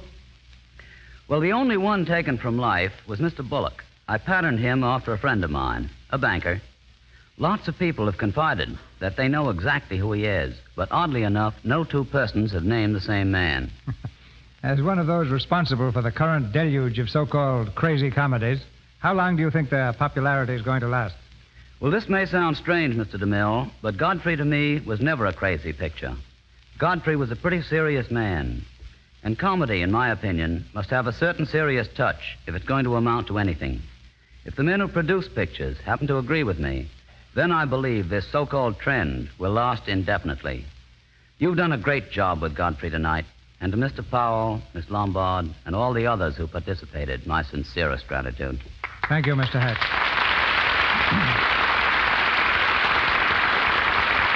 And here, ladies and gentlemen, are William Powell, Carol Lombard, and Gail Patrick. And I'd like to know, Carol, what's all this talk about you and a farm? I can't quite picture the glamorous Lombard hoeing the potato patch. Well, in the first place... Yes, and Fieldsy said something about a smokehouse. You mean every time you want to light a cigarette, you've got to... But, Gail, you don't understand. Now, a smoke... Carol, are you going to have chickens? Yes. What kind are you going to raise? Jersey, Holstein, or Guernsey? Well, whatever best follow. Probably Holstein chickens. Oh, splendid. What about some nice Plymouth Rock cows?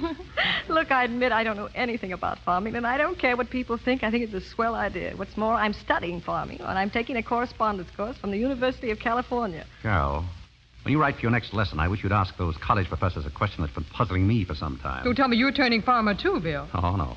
My question has nothing to do with farming, Gail. What I'd like to know is this.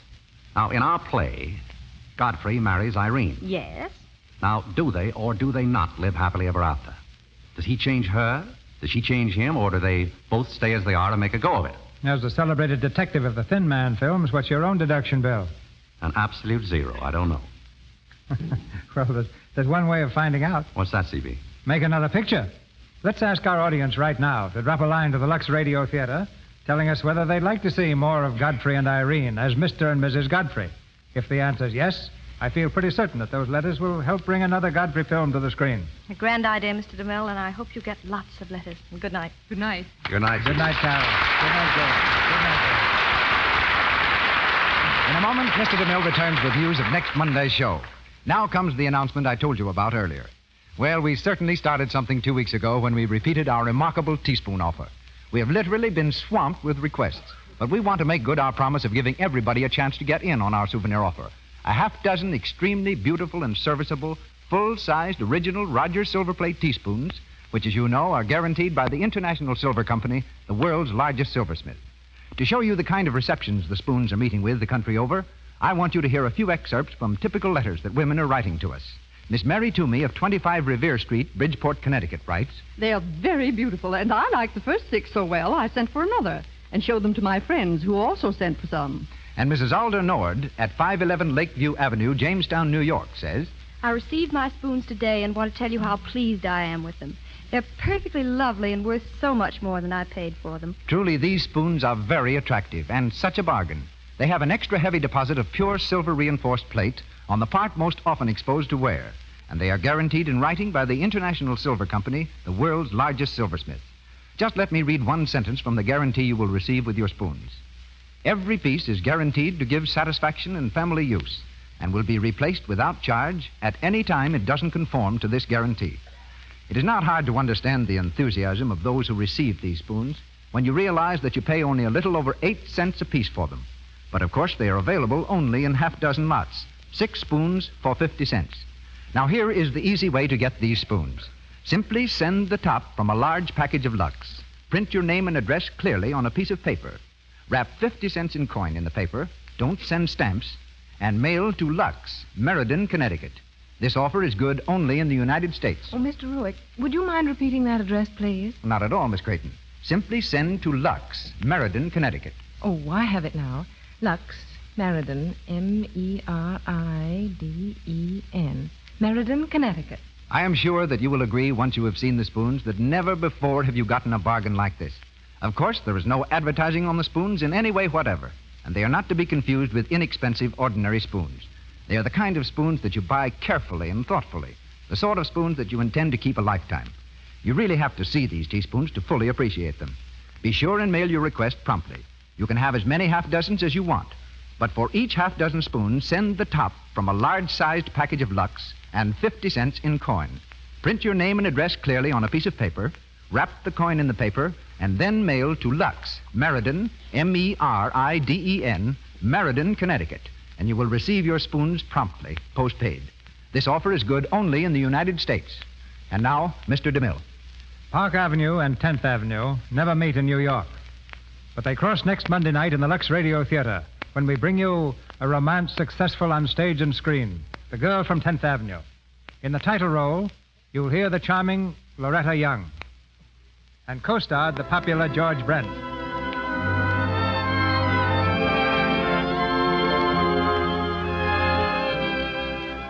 Our sponsors, the makers of Lux Flakes, join me in inviting you to be with us again next Monday night when the Lux Radio Theater presents Loretta Young and George Brent in The Girl from 10th Avenue.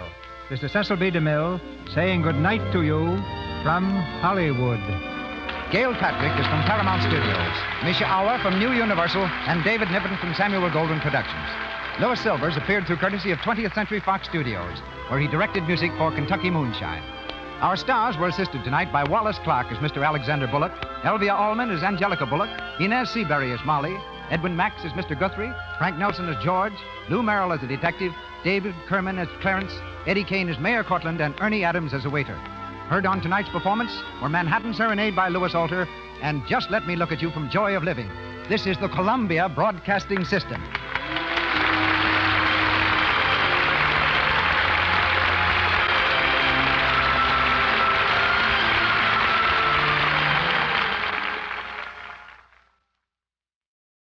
Lost in Brazil invites you on an unforgettable journey, where every moment is an adventure waiting to be discovered. Join us as we uncover the soul of Brazil, one incredible experience at a time. Click on the link in the description and embark on the ultimate Brazilian odyssey. Ladies and gentlemen, the secret word tonight is smile. S-M-I-L-E. Really? Where did you learn to spell like that, friend of mine? It was easy. You bet your life.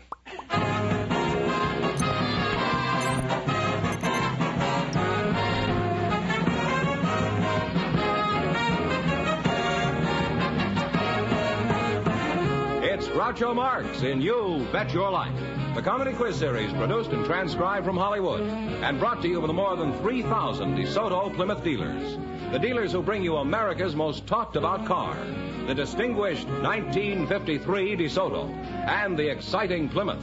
See them both at your DeSoto Plymouth dealers. And now, here he is, the one, the only... You can do better than that. Oh, that's me.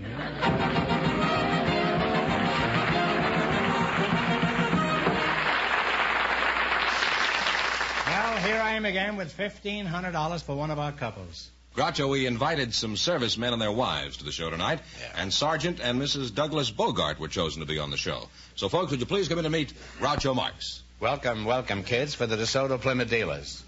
Say the secret word and divide $100. It's a common word, something you always have with you. Let's see now, Sergeant and Mrs. Douglas Bogart. Are you any relation to Humphrey, Sarge? No. No. Judging from that handsome uniform, I'd say you were in the Marine Corps, is that right?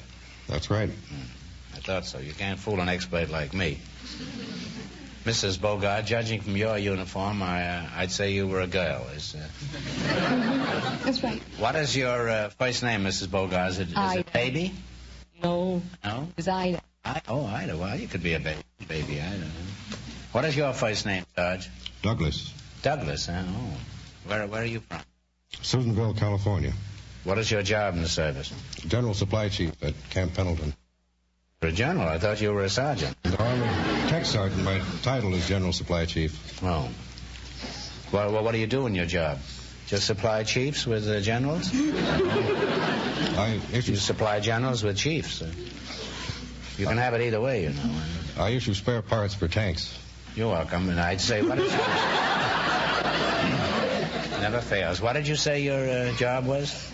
I issue spare parts for tanks. What is your hometown, Ida? I was born in Naples by Mount Vesuvius. And is that near here? Well, about 8,000 miles in Italy. Oh, you're from Italy. Mm-hmm. But I was raised in Rome. Ida a kind of an odd name for an Italian girl? Well, it's Ida in Italian, but... Oh, it's like Aida? Well, no, there is no A. It's just Ida, I-D-A. Oh. But the Americans pronounce it Ida. I see. Would you say all Italian girls are as attractive as you are?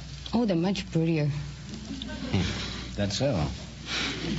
No wonder Vesuvius keeps blowing its stuff.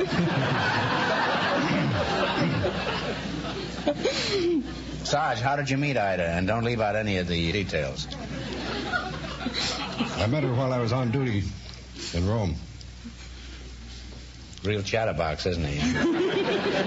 Just imagine, Quo Vadis had the same plot, and it took 1 million words and $5 million to tell it. He's given us the whole thing. By the way, Ida, how long have you been married? 18 months. Do you two lovebirds ever have any arguments? No.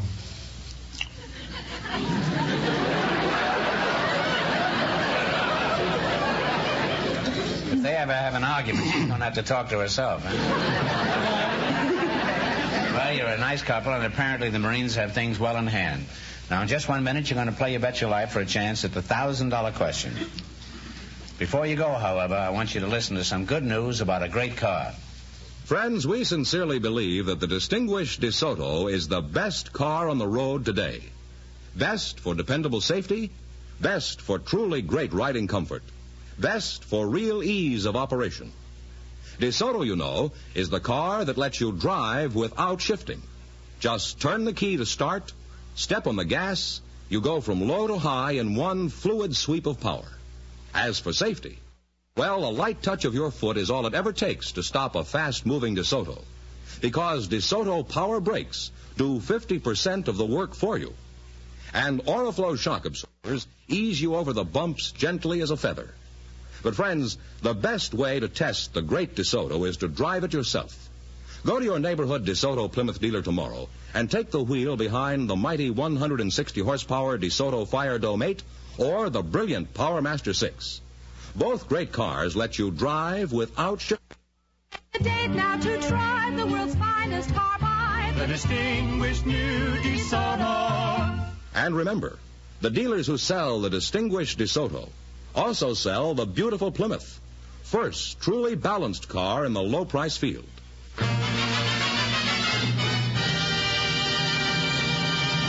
Let's see how high I can bid you $20. You selected songs by Hoagie Carmichael as your category. Now, here's your first question. How much will you bet? All of it. He says all of it. All of it? Mm-hmm. All right, you're going to bet $20. Let's see if you can identify this song. Play it, Jerry.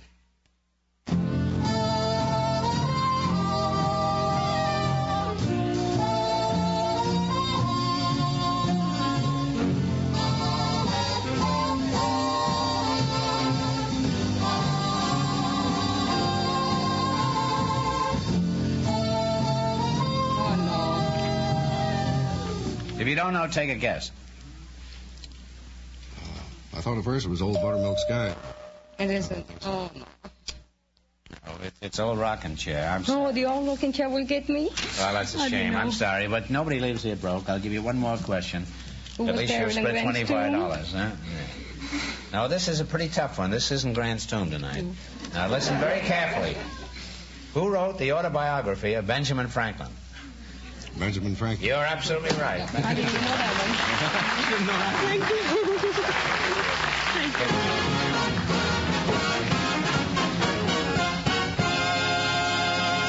Well, Groucho, we have a young lady who's going to be married soon. Oh, I'm sorry to hear that. And a commercial reporter who was chosen by our studio audience just before we went on the air. Miss Virginia Putnam and Mr. Frank Daniels, would you please come in and meet Groucho Marx?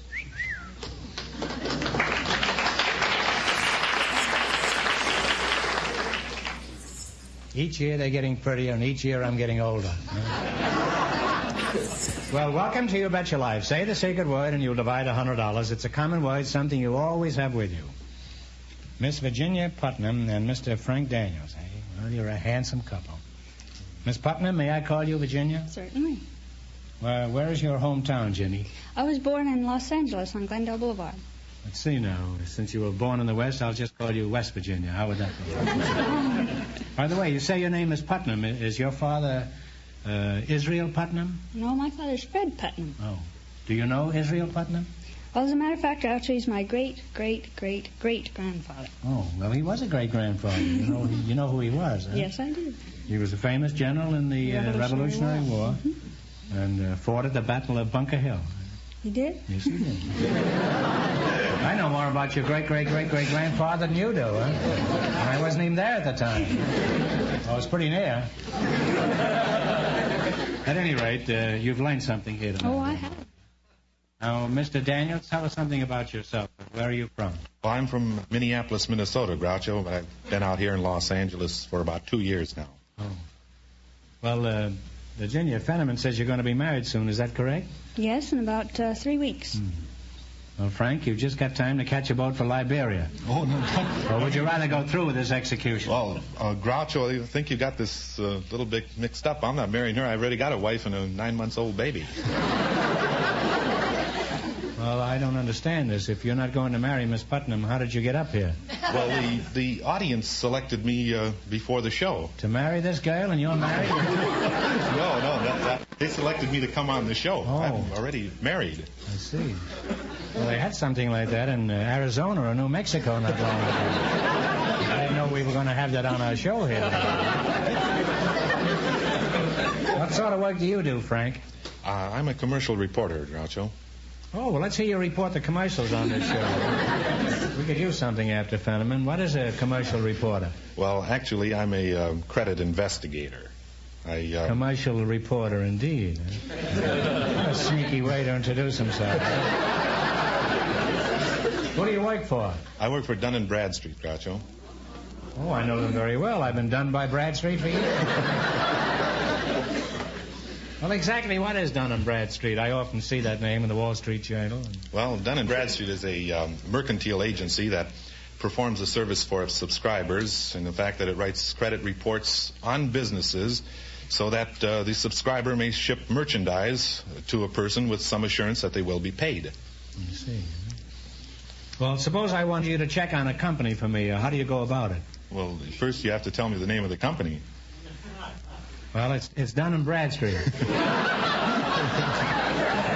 Before you get my money, I want to know how shifty you are. Virginia, let's get back to you. Do you have a job? Yes, I work for Tom Kelly, the commercial photographer. Oh, I'll have to come over and see our studio sometime.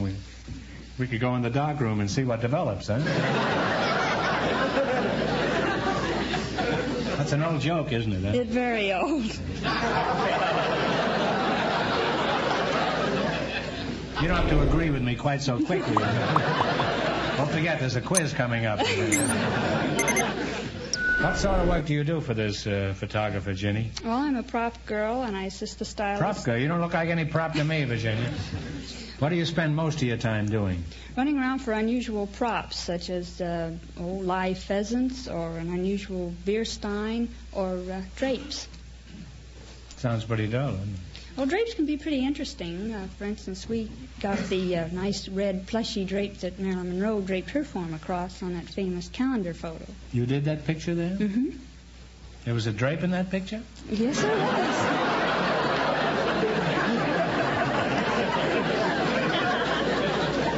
You know, I've looked at that picture 1,000 times and I've never seen a drape.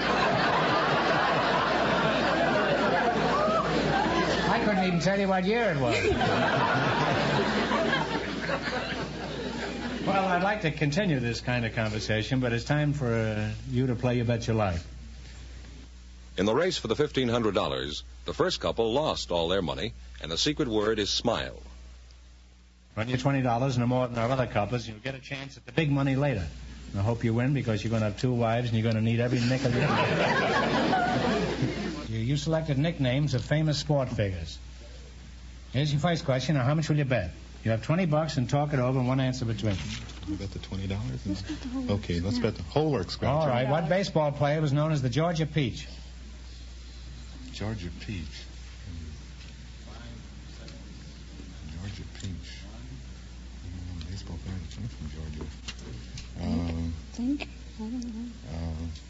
Scooter Rizzuto. Let's see. Take a stab if you don't know. Oh, Red Rolfe. No, probably the most famous ball player of all time, Ty Cobb. Well, you got off to a flying start there, huh? Yes. You can't even take care of one wife after this. Well, we're not going to let you leave here broke. We'll give you one more question for $25. Are you ready?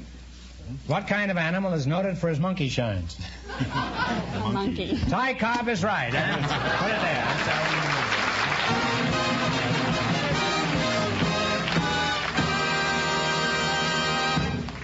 Well, Groucho, just before we went on the air, our studio audience selected a college girl, Doreen Davis. Her partner is a special guest tonight, Judge Leroy Dawson of the Los Angeles Municipal Court. So, folks, would you please come in and meet Groucho Marx?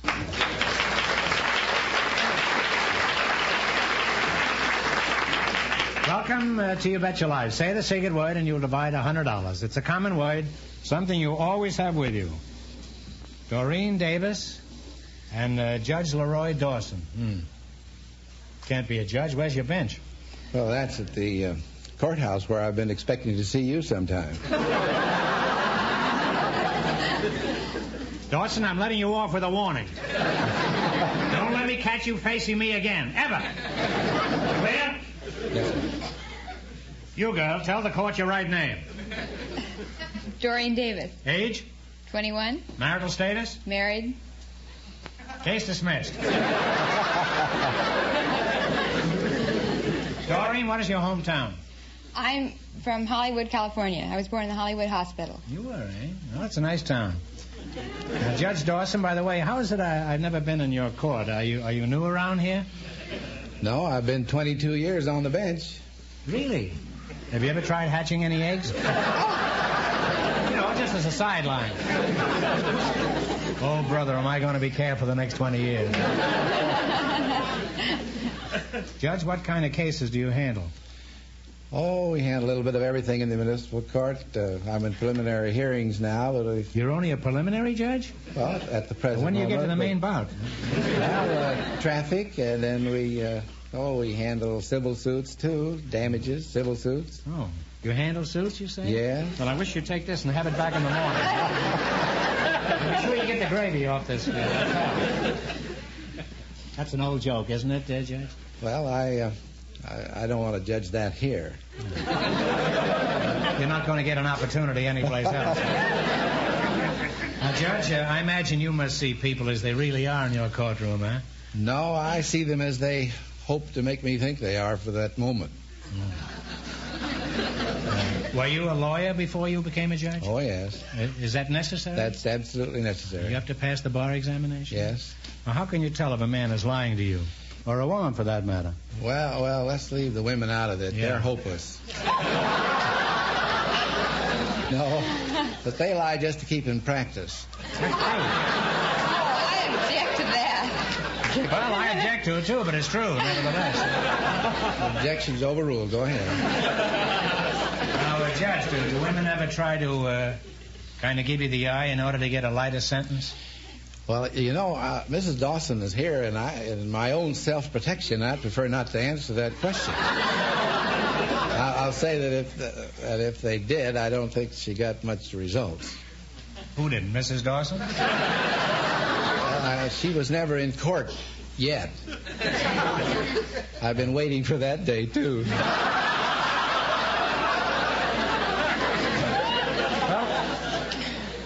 Doreen, the judge is pretty cute, isn't he? Sure is.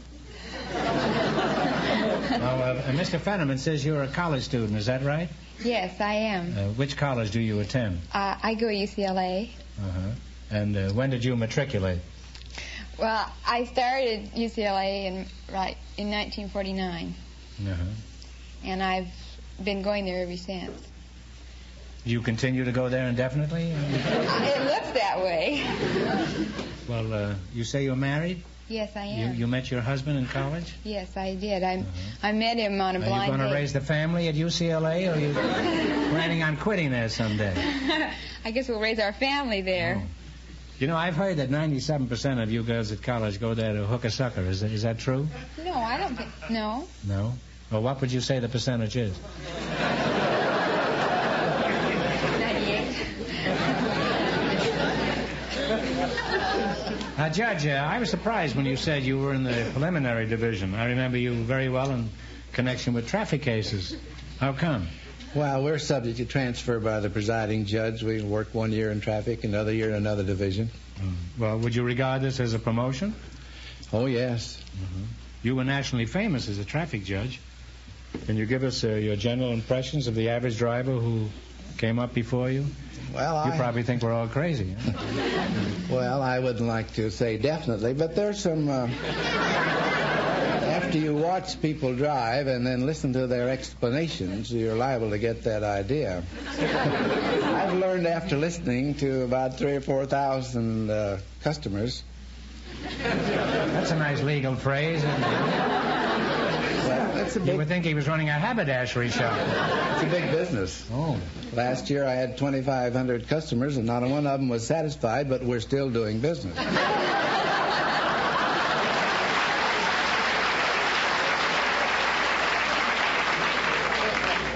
Well, do you get a cut on all the fines that you slap on these people? No, but that would be a very delicious assignment if that were true. No, I've listened to these folks, and I've found there's a distinctively Los Angeles technique in drivers, you know? As compared to other cities? Oh, yes. The average Los Angeles driver drives as though he had just bought the street.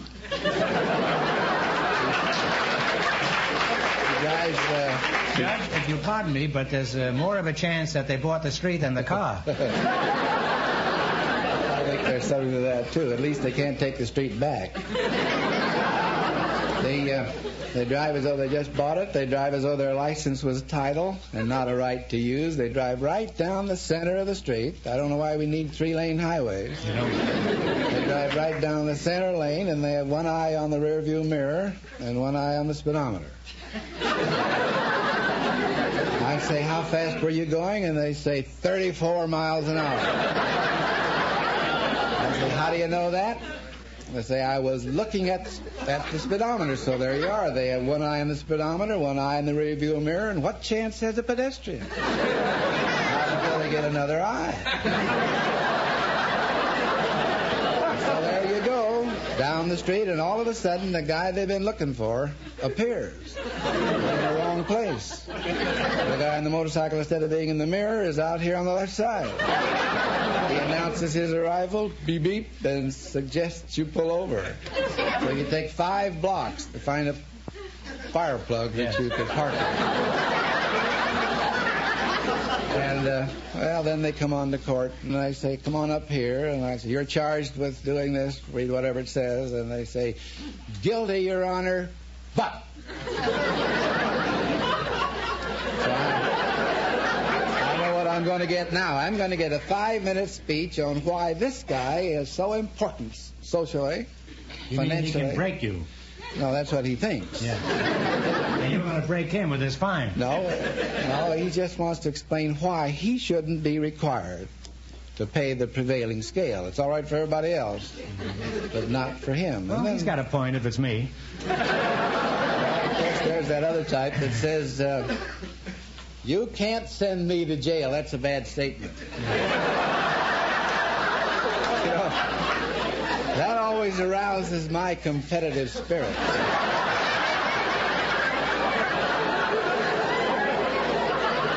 Hey, Judge, have you ever thought of going into vaudeville with this monologue?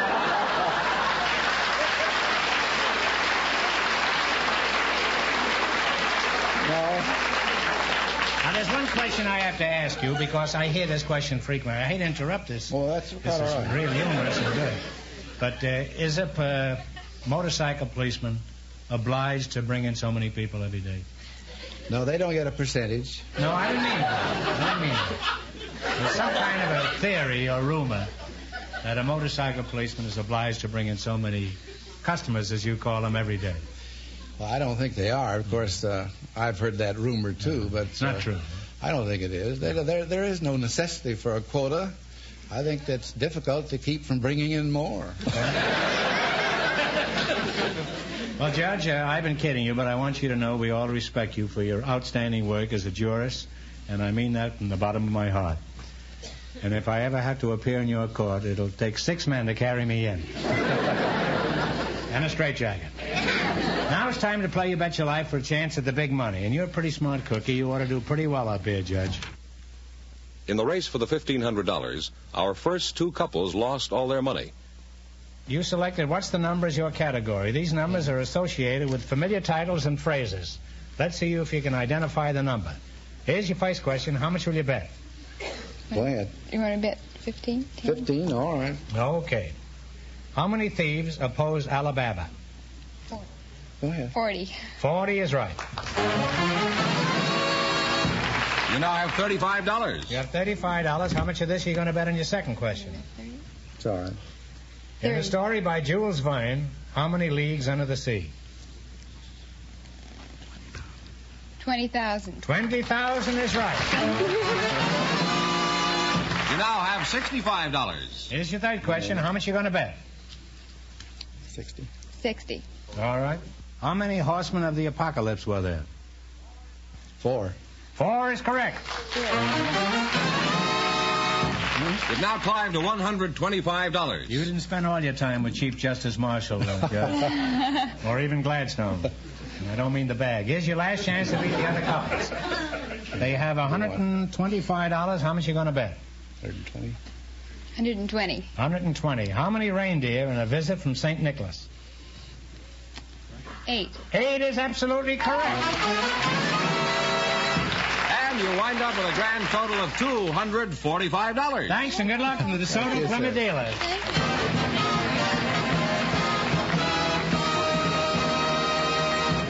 And that means that Judge Dawson and the college girl will get a chance in just 1 minute at the DeSoto Plymouth $1,500 question.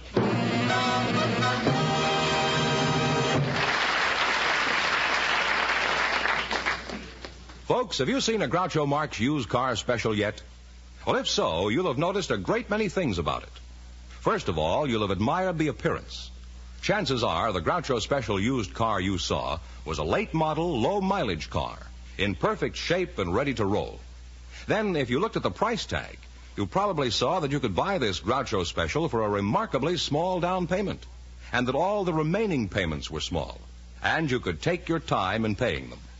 That's what that Groucho Special sticker stands for. It means that the car you're looking at was picked by your DeSoto Plymouth dealer as one of his really outstanding buys. A remarkable car, priced to make it the hottest bargain in town. Of course, if you looked around, you saw that all the cars the DeSoto Plymouth dealer had on display were unusual bargains.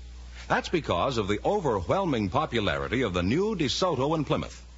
Your neighborhood DeSoto Plymouth dealer has far and away the finest used car bargains in town. Take advantage of his remarkable used car offers. See his unusual stock of fine used cars tomorrow. Pay special attention to that wonderful group of cars known as the Groucho Special used cars. We're sure you'll find exactly what you're looking for among the fine used cars of your neighborhood DeSoto Plymouth dealer.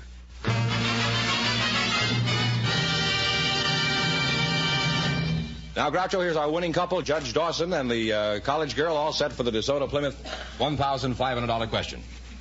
Here we go for $1,500. I'll give you 15 seconds to decide on a single answer between you. Think carefully, and please no help from the audience. Here it is. One of the 7 wonders of the ancient world was the one built by Nebuchadnezzar to please his Persian queen. For $1,500, what was this great wonder called? You got 15 seconds. Now talk it over.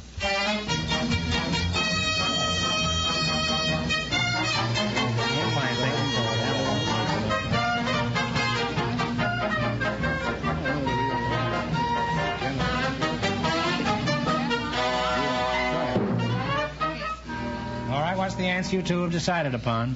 The Hanging Gardens of Babylon. That is absolutely correct.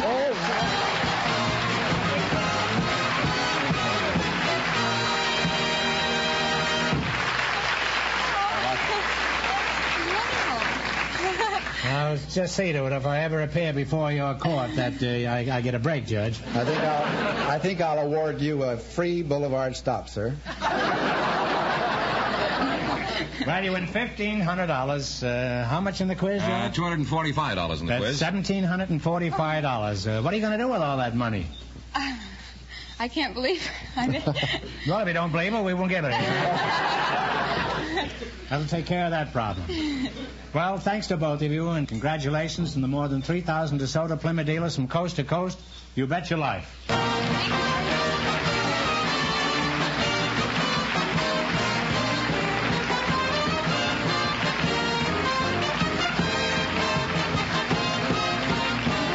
Be sure to tune in again next Wednesday night at the same time for the Groucho Marx Show, when the big question will be worth $1,000. And don't miss Groucho's television show, also presented by the DeSoto Plymouth Dealers of America.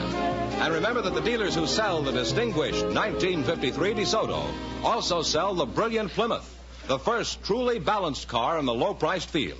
DeSoto, Plymouth, 2 great cars. Both products of the Chrysler Corporation. And when you drive in, tell them Groucho sent you. Good night, folks, and remember,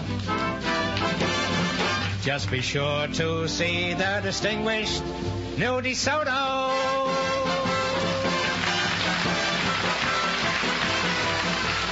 Folks, here's a reminder from the National Safety Council. When driving, peel your eye for the small fry. You Bet Your Life, transcribed from Hollywood, is produced by John Goodell, directed by Robert Dwan and Bernie Smith. Music by Jerry Fielding. This is George Fenneman signing off for the more than 3,000 DeSoto Plymouth dealers from coast to coast. You Bet Your Life is heard by our armed forces throughout the world.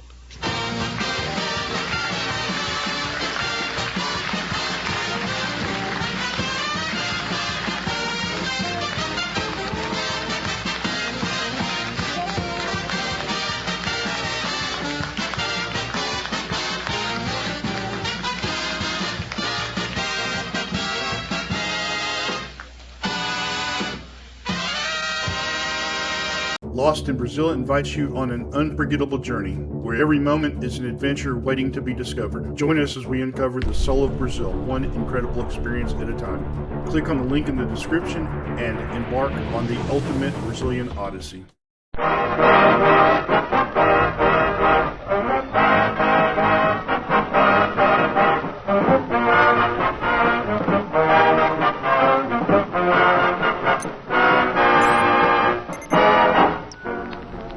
For the American Armed Forces and their allies, a rebroadcast of the Red Skelton Show, with Shirley Mitchell, Ozzie Nelson, Harriet Hilliard, and starring Red Skelton. Thank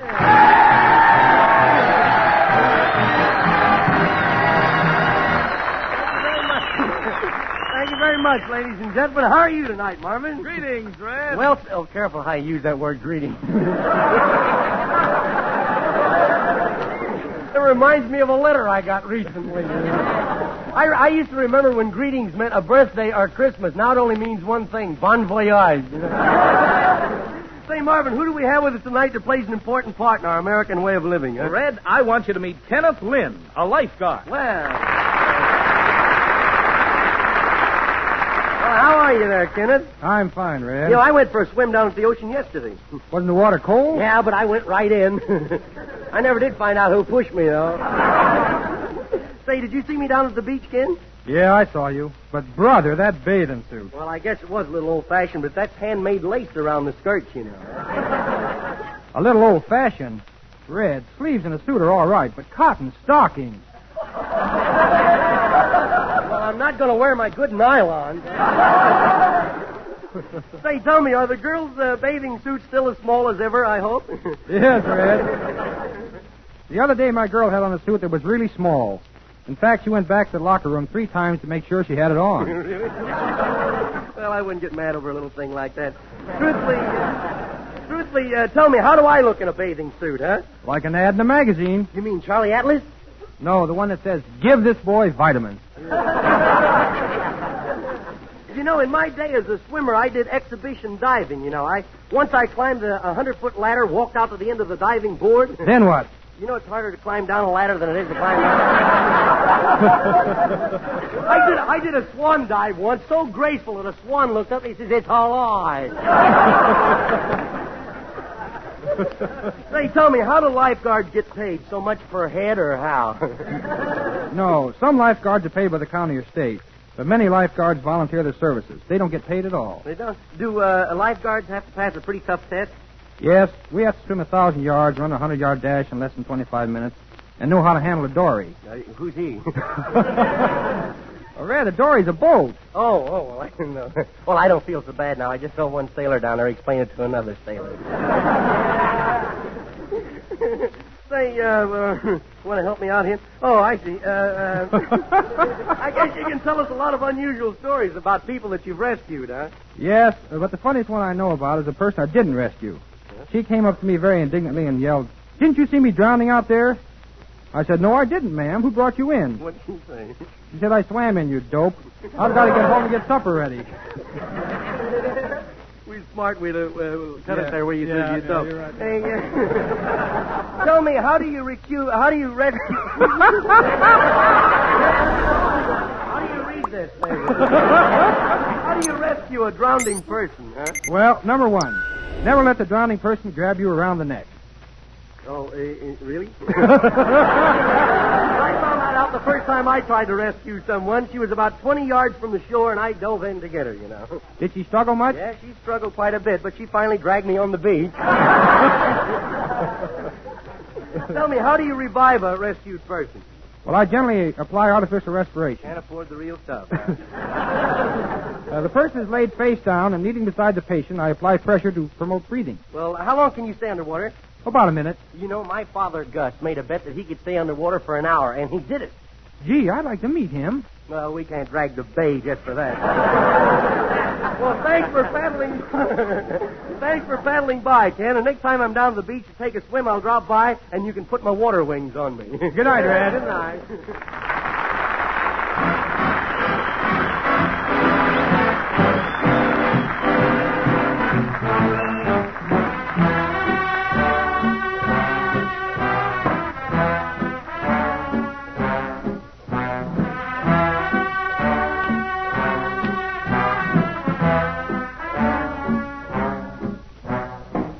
got a gal who's always late anytime we have a date, but I love her. Yes, I love her. I'm gonna walk up to her gate and see if I can get it straight, 'cause I want her. I'm gonna ask her, is you is or is you ain't my baby? The way you're acting lately makes me doubt. You is still my baby, baby. Seems my flame in your heart done gone out. A woman is a creature that has always been strange, but when you're sure of one you find, she's gone and made a change. Is you is or is you ain't my baby? Maybe baby's found somebody new, or is my baby still my baby true?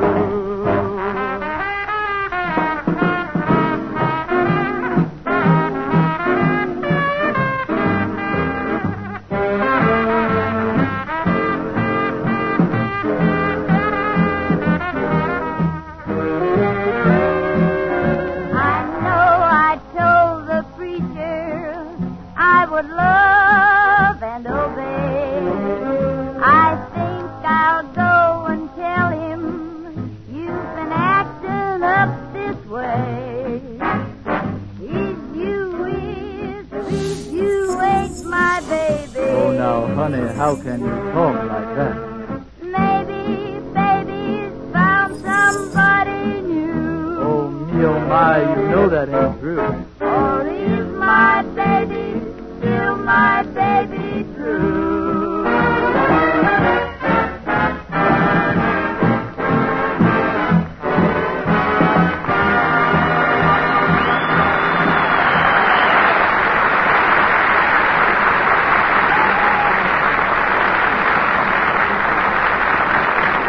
Our satire tonight is on swimming in the bathing beaches.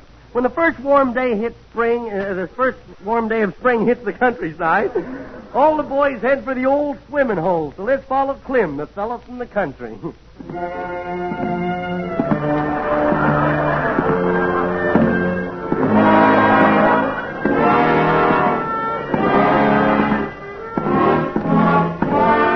Well, here I am.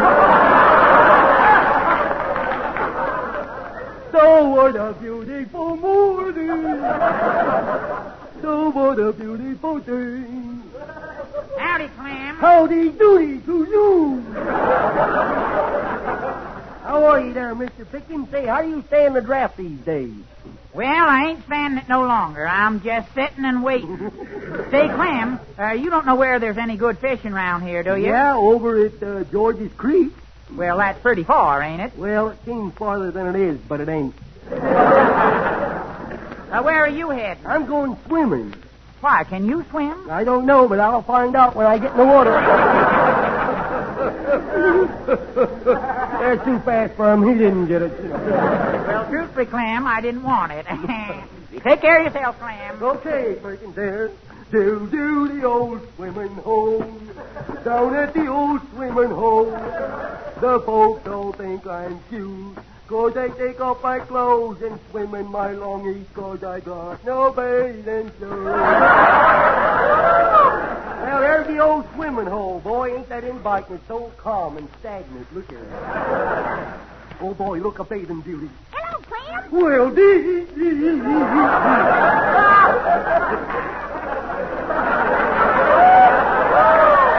Sure talk juicy, don't I? I should talk to people with a little bar of soap in my hand. Hey, what you doing down here? Well, I figured you was going swimming, so I followed you. How come you didn't bring me with you? Oh, only last month I took you up the top of the hill to see the wildflowers, didn't I? Seems to me you're on the wanting to go all the time. You know? Hey, you look nice in your bathing suit. I've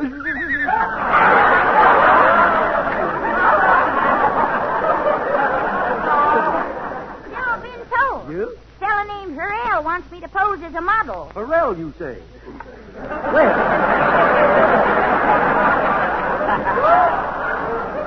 With them legs you're going to pose? Well, don't you think they'd use my legs in an ad? Sure. What you going to pose for? Barrel stage? Well, you don't look so hot yourself.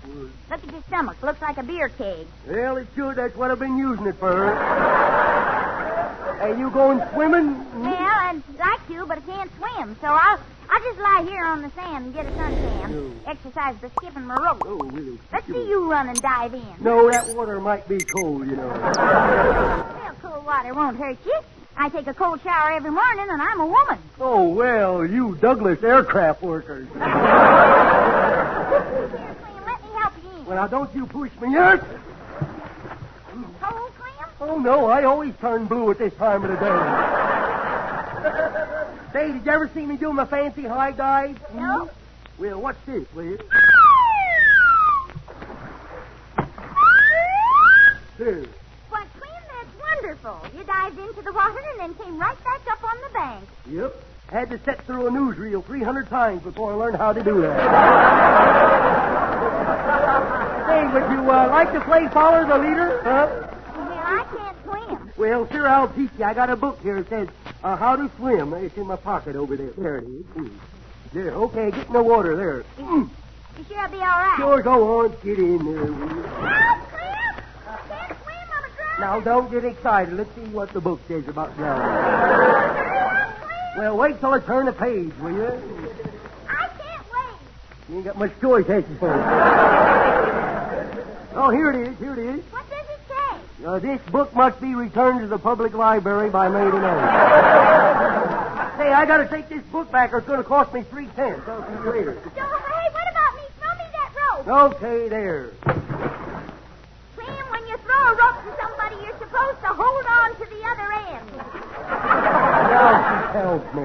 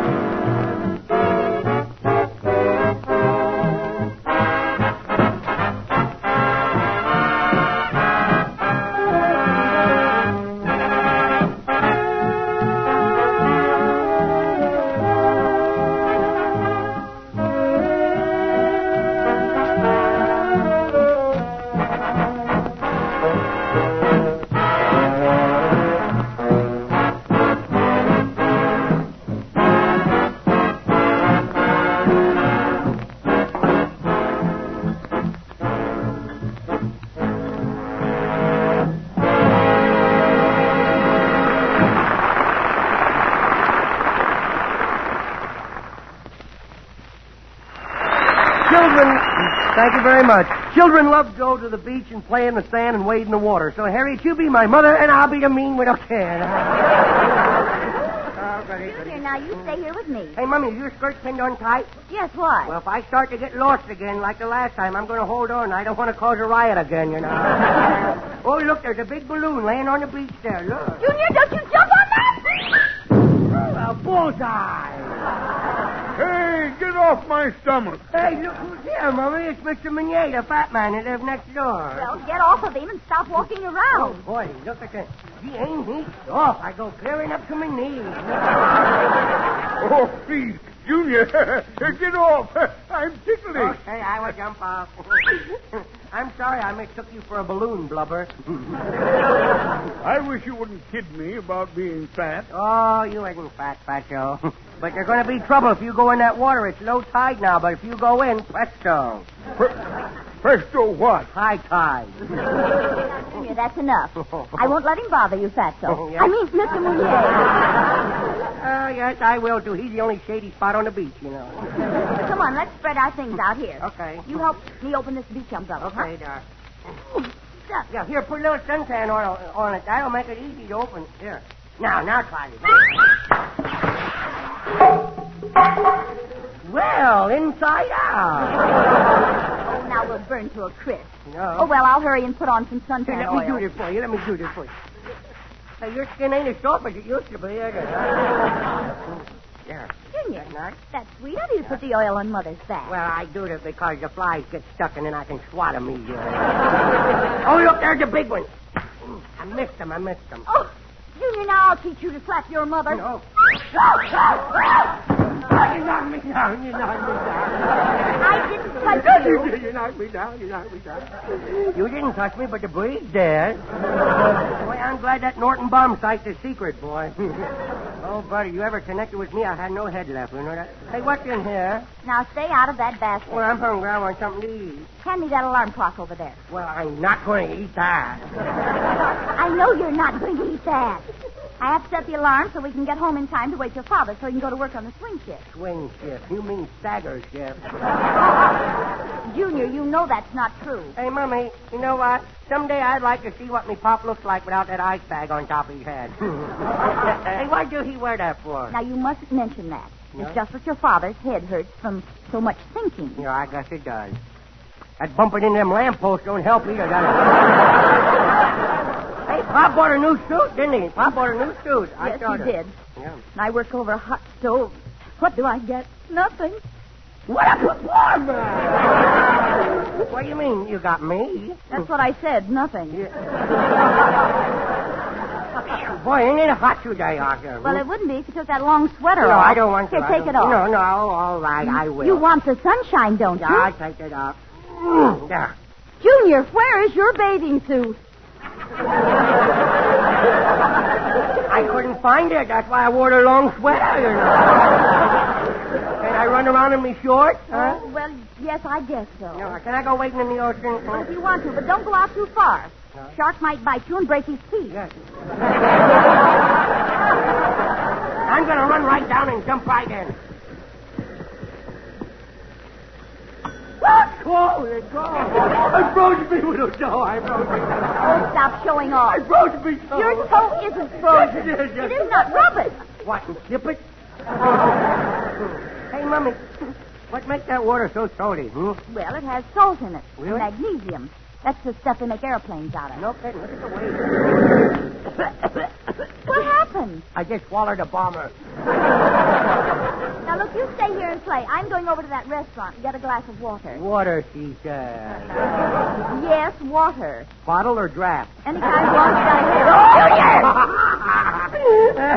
want. Go ahead, kiddo. I will stay here. Gee, it's kind of warm, you know. I think I'll roll one of them big beach umbrellas over here.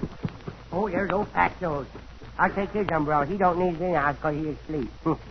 Boy, I sure hope he's from Boston because he's sure going to have a baked bean, you know. So the sun won't hurt him. I'll cover him up with sand. I'll start with his mouth because it's open there. What are you doing, Junior? I'm making you a sand hog. Hey, I'm going to carry you up. No, you wouldn't do that, would you? You put sand all over you? Yes. Make you itch and scratch? Yes. Ruin your whole day? Yes. I sure would, brother. Now go play, Junior. Okay, I go. Oh, look, the Marines are doing practice landings. I'm going to go down and watch them. Come on. Here, wait, Junior. I'll go with you. Oh, boy, this is fun, eh? Oh, look at the Marines. All right, folks, stand back. We're on maneuver, so consider yourselves captured. Hey, Sergeant, look. You better stop squinting, kid, or my boys will think you're a Jap and take you on the landing barge. That's the general idea, kiddo. Oh, a little peek won't hurt. One little peek. Hey, stop that kid, somebody. Junior, come back here. I'll get him. Hey, Pancho, come here. Look. What is this thing? That's the throttle to make the boat go. You mean if I push it will start? Yes. I don't believe it. Well, there's only one way to remove all doubt, you know. Junior, let go of that throttle. We're backing into a big ship. Well, then we'll make it go forward.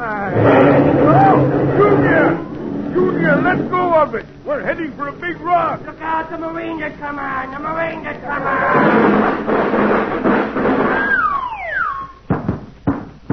The Marines have landed. Hey, where's old Faxo? Oh, here he comes down now. Look out.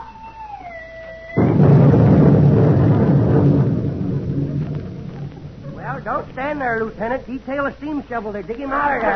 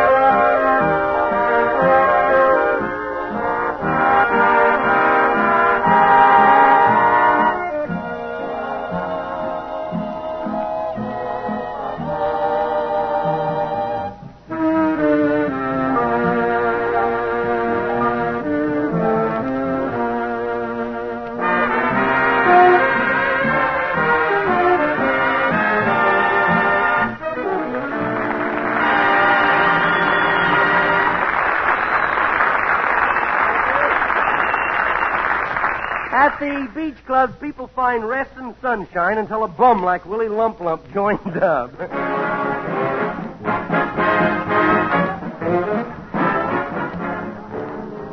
Howdy, neighbors, howdy. This is a new member back again. Pipe down, will you? Hey, bartender, give me a sarsaparilla. Oh, never mind. I'll drink this one here. That glass is empty. Well, let me suck on the ice cubes a little, huh?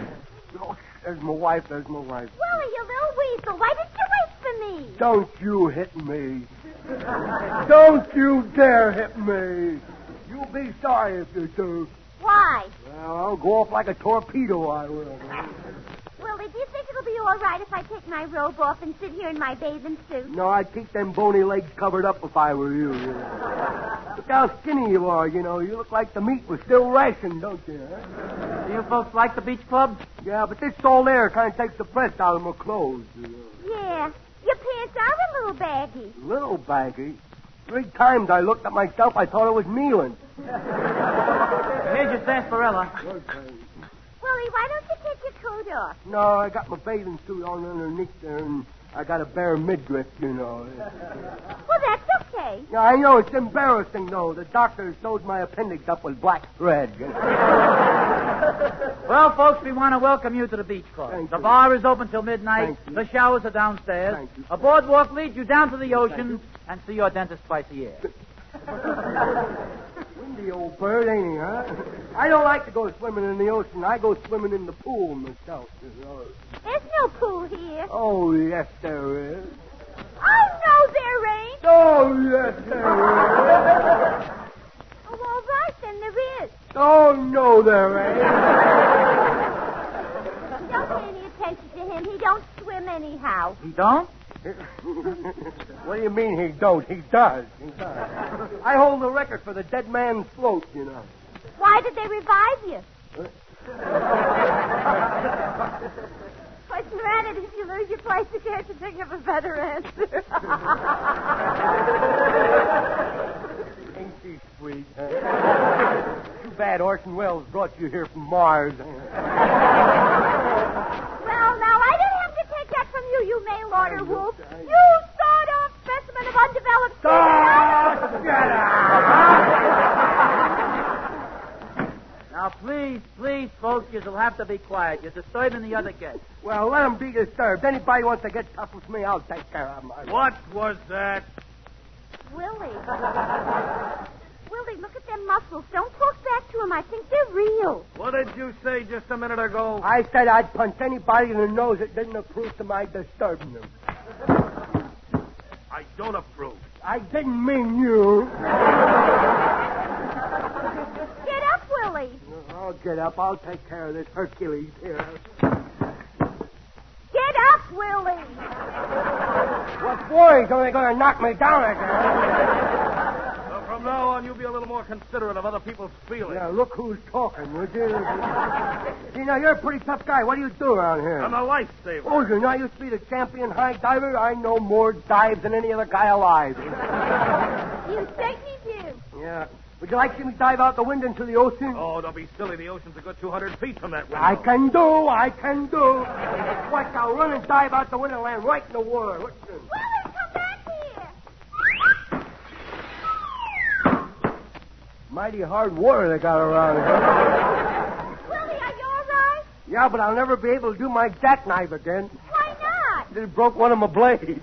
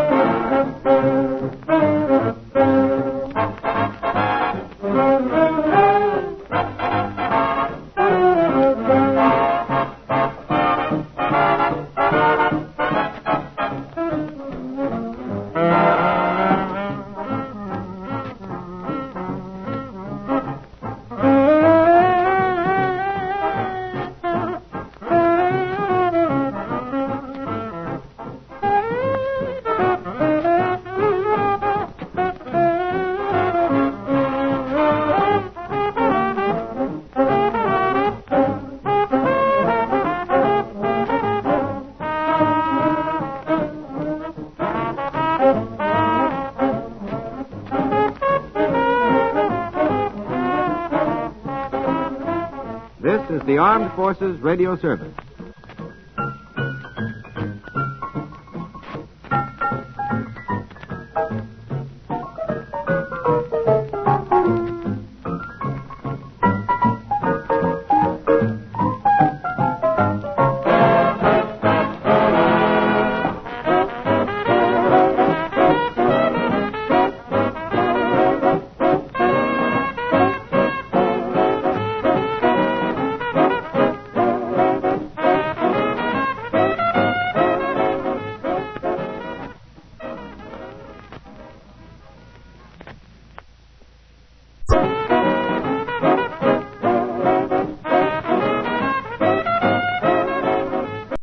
Enjoying the timeless classics on Golden Age Radio? If you're loving the nostalgia and captivating stories, consider supporting our channel with a tip. Your generosity helps us continue bringing you the best of vintage radio entertainment. Simply click on the link in the description.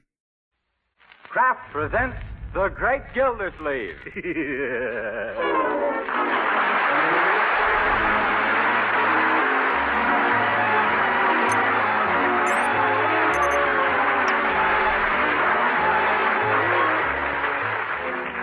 Each week at this time, Kraft presents from Hollywood, California, Harold Perry as The Great Gildersleeve, written by Leonard L. Levinson.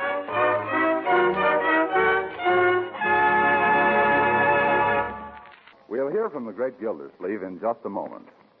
But first, here's something I'd certainly be puzzling about if I were a housewife these days, and that's the problem of how to serve my family all the wholesome, nutritious foods they need and still keep within my budget.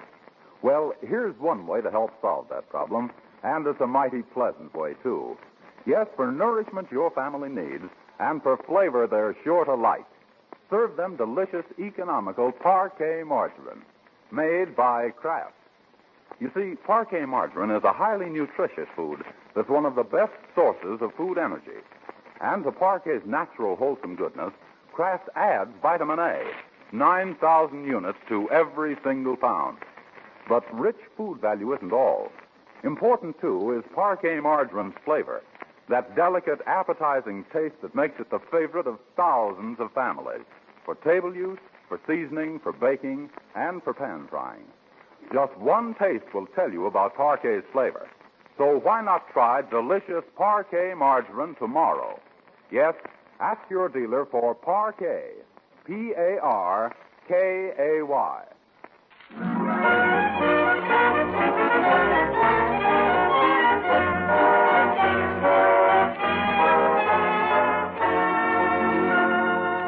And now let's visit our friend, the Great Gildersleeve.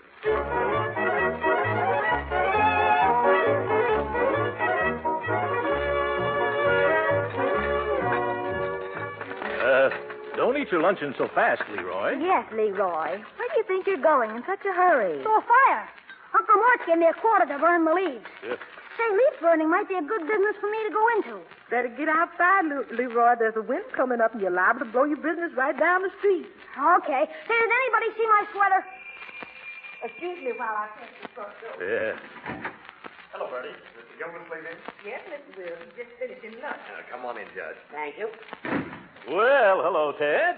Hello, Judge Hooker. This is an unexpected pleasure. Would you gentlemen care to indulge in a cup of coffee? No, only going to stay a moment. Mr. Wills and I have a little matter we want to discuss with you, Gildersleeve, in confidence. Oh, surely. Let's go into the library. Thank you. Well, Leroy, what are you looking for? My sweater. I left it here somewhere. Yes, on my moose head. That's no place for a sweater. I put it in your room. Thanks. Oh, hi, Judge Hooker. Hello, Ted. Hello, Leroy. Say, who do you think's going to win the game tomorrow? Leroy, we've got some business to talk over. Now, please imitate a priority and make yourself scarce. 23 skidoo. 23 skidoo? Yes, scram. I get you. 23 skidoo. Must be a new kind of jive. Wait till I spring that one on the jazz. Jive. Well, now that we're alone, let's get to the point. Yes, let's get right to the point, Judge. What is the point? Well, Ted tells me that you're interested in civic and municipal affairs. Yes, I am. It was Thomas Jefferson who said, or was it Benjamin Franklin? No, it was Thomas Jefferson who said, what did he say? Well, whatever it was, you can be sure it was right to the point, Judge. We've got an organization here in Summerfield, Gildersleeve, known as the CGA. Yeah? We strive to make our city a finer and cleaner place to live in, and now that you've become a resident of Summerfield, we want you as a member. Well, that's a great honor. I'm not sure that I deserve it, Judge. By the way, what is the CGA? The Clean Government Association, TP. Oh. I suggested that you were just the man to add the proper weight. Yeah? The proper weight in the right places. Right places, yeah. We want you to head the committee investigating conditions at our city jail. Oh, well, city jail, eh? Well, thanks. What's wrong down there? If I told you what's going on, it'd make your mustache curl. Yeah, the place can't hold on to its guests. Well, what's the trouble? Poor service? No. Prisoners keep escaping. Turnover is suspiciously high. We're getting ready to demand a cleanup. We want to get rid of the jailer. Everybody says he's made the place what it is. Yeah. Well, it sounds like he's created quite a stir. But we've got no evidence that we can put before the grand jury. Oh. We need the testimony of a reputable citizen who can gather the facts secretly. Well, now, how could we do that? One of our members offered to have himself arrested on some minor charge just so that he could get inside information. A splendid idea. Yeah, it would have been, except everybody knows him. The jailer and his gang would smell a rat. In fact, all our members are prominent, well-known citizens. Oh, that's too bad. Would have been a peachy plan. Well, if there was some good, substantial citizen who was new here in Summerfield. Yes, who wouldn't be recognized when he broke some petty law and landed in jail. Oh, that's right, a new man. A very excellent... Oh, no, you don't. I can see what's coming. I'm the guy you're leading up to. I won't do it. Pull your chin in, Gildersleeve. I'm disappointed in you. I thought you were going to be a useful citizen. But I don't like jails. What's wrong with them? I don't want to find out what's wrong with them. For one thing, they're too confining. They give me claustrophobia. Oh, poppycock. That's just your imagination. It is not.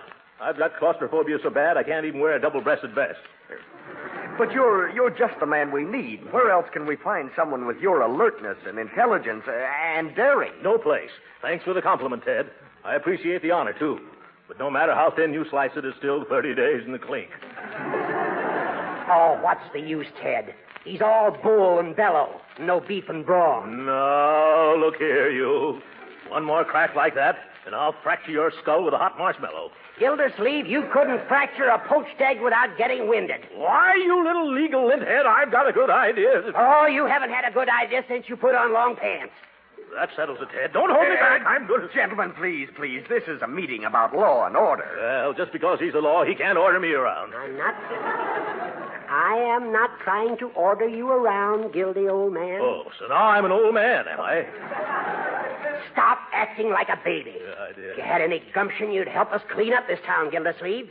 It could lead to a long and honorable civic career. Someday they'd put your statue in the park. Yeah? Who knows? Maybe they'd even name the park after you. Think of it. The Throckmorton P. Gildersleeve Memorial Park. Memorial Park? You quit burying me. I'm not dead yet.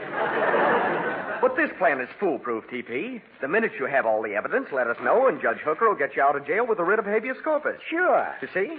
Oh, will you do it? What do you say, T.P.? Well, I didn't know about that, the habeas about that. Then you'll do it?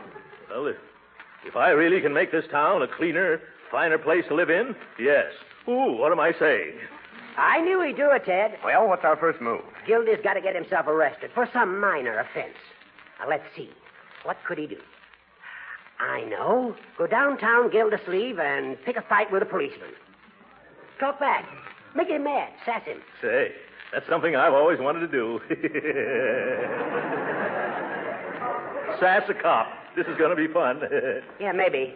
Better pick a small cop. Oh, yeah. Well, if everything's settled, I'll drive you home, Judge. All right now, boys.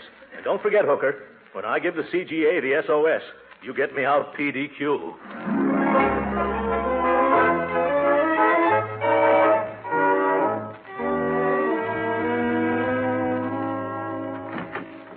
Well, children, how do you like your uncle's new fall outfit?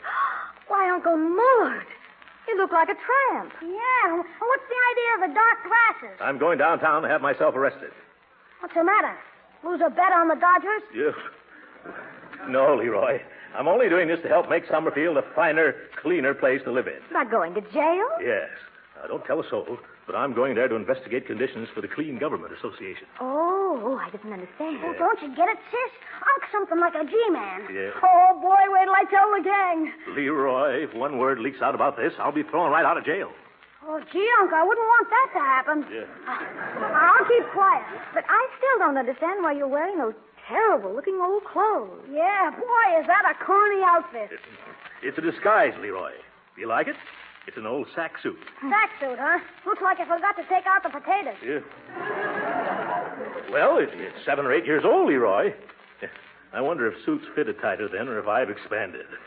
You shouldn't wear those pants, Uncle Mort. Huh? You can't stand up in jail all the time. Excuse me, Miss Marx. Who that man? What you want with these children? Go away, you tramp. Take it easy, Bertie. It's me, Mr. Gildersleeve. You sure? Why, of course. Well, you done frightened me from here to Christmas. What you doing dressed up like a scarecrow, only not so skinny? Well, Bertie, the truth of the matter is... Oh, don't tell her, Uncle Mort. You know how women are. I can't keep a secret. Yeah. She'll be telling it all around town before you even get to jail. Jail? Who's going to jail? You, Mr. Gildersleeve? What for you going to the pokey?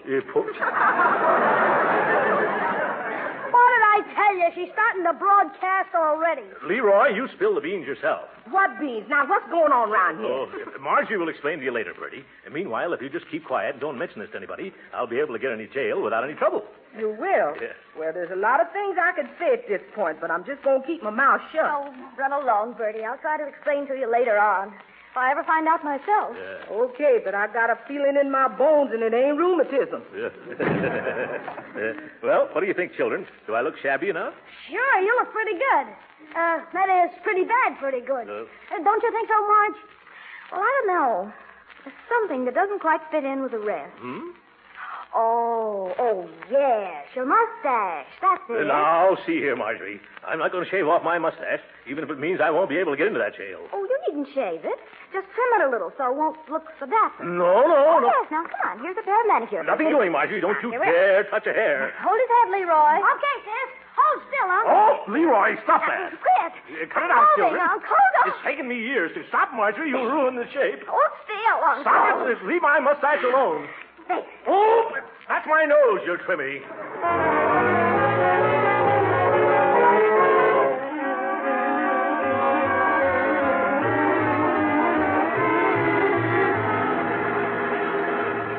Everything all right, Uncle Mort? Well, my upper lip was kind of cold. Keep it stiff, Uncle. It looks great. Yes. Say, is it all right if we stick around and watch you get arrested? I should say not. I wouldn't have even let you drive me downtown if that conductor hadn't thrown me off the streetcar. Say, how do you plan to get arrested, Uncle Mort? Huh? I hope you're not going to do anything against the law. Well, nothing really bad. I'm just going to tease a cop. Will I have fun getting that cop mad? Hey, Uncle Mort, stop. I see a policeman. Where? Coming down the street. See him? Boy, is he a big guy, too.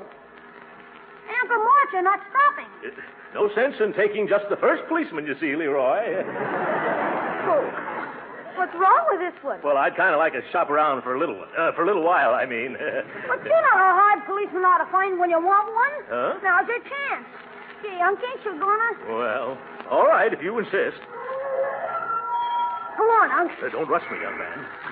Well, what are we waiting for? Well, I just don't know how to begin this. Why don't you just bump into him? Look how big he is. There wouldn't be any fun in that. And step on his corn. Yeah, step on his corns. That's like putting one foot in the grave. Hurry up before he passes, huh? Now, quit pushing me out of the car, Leroy. Now, stop that. Oh. Yeah. Say, look where you're going, you. You stepped right on my foot. I did, officer? Well, why don't you keep those big, flat feet out of my way? They are big, aren't they? Huh?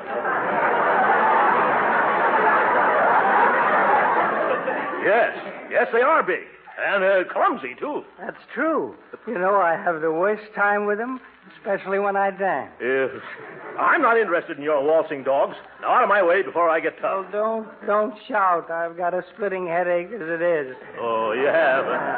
I'll shout if I want to. Yes, by George, I'd like to see you stop me. Now, really, mister, if you're going to create a disturbance, I'm not going to stand here and take it. You're not, eh? What are you going to do?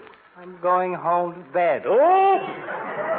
Wait a minute, aren't you going to arrest me? Oh, no. As a citizen and taxpayer, I insist on being arrested. Well, in that case, you better find a policeman. Yeah. Aren't you a policeman? Don't tell a soul, but I'm just getting home from a masquerade ball. Oh!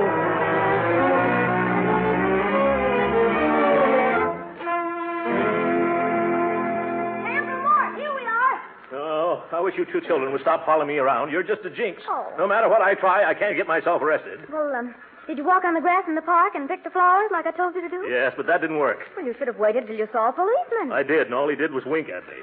How about jaywalking? They're arresting people for that these days. I tried jaywalking right on a busy street. What happened? A couple of big trucks just missed me and ran into each other. And the officer didn't arrest you? No, he was too busy separating the truck drivers.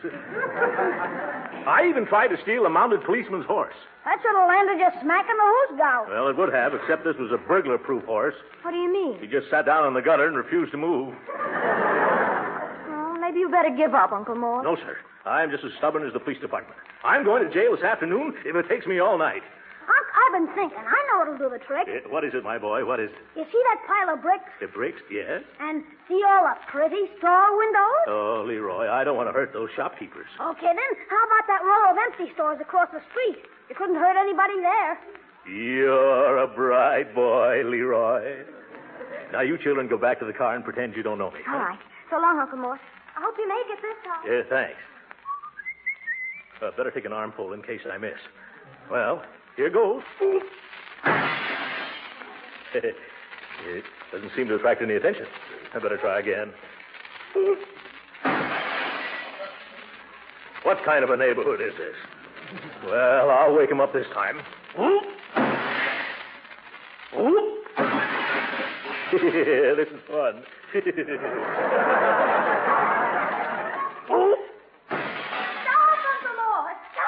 What's wrong, Marjorie? Look at the signs in those windows you broke. Signs? Where? Oh, yes. These stores for rent by the Forrester Estate. Throckmorton P. Gildersleeve, agent. Oh, my.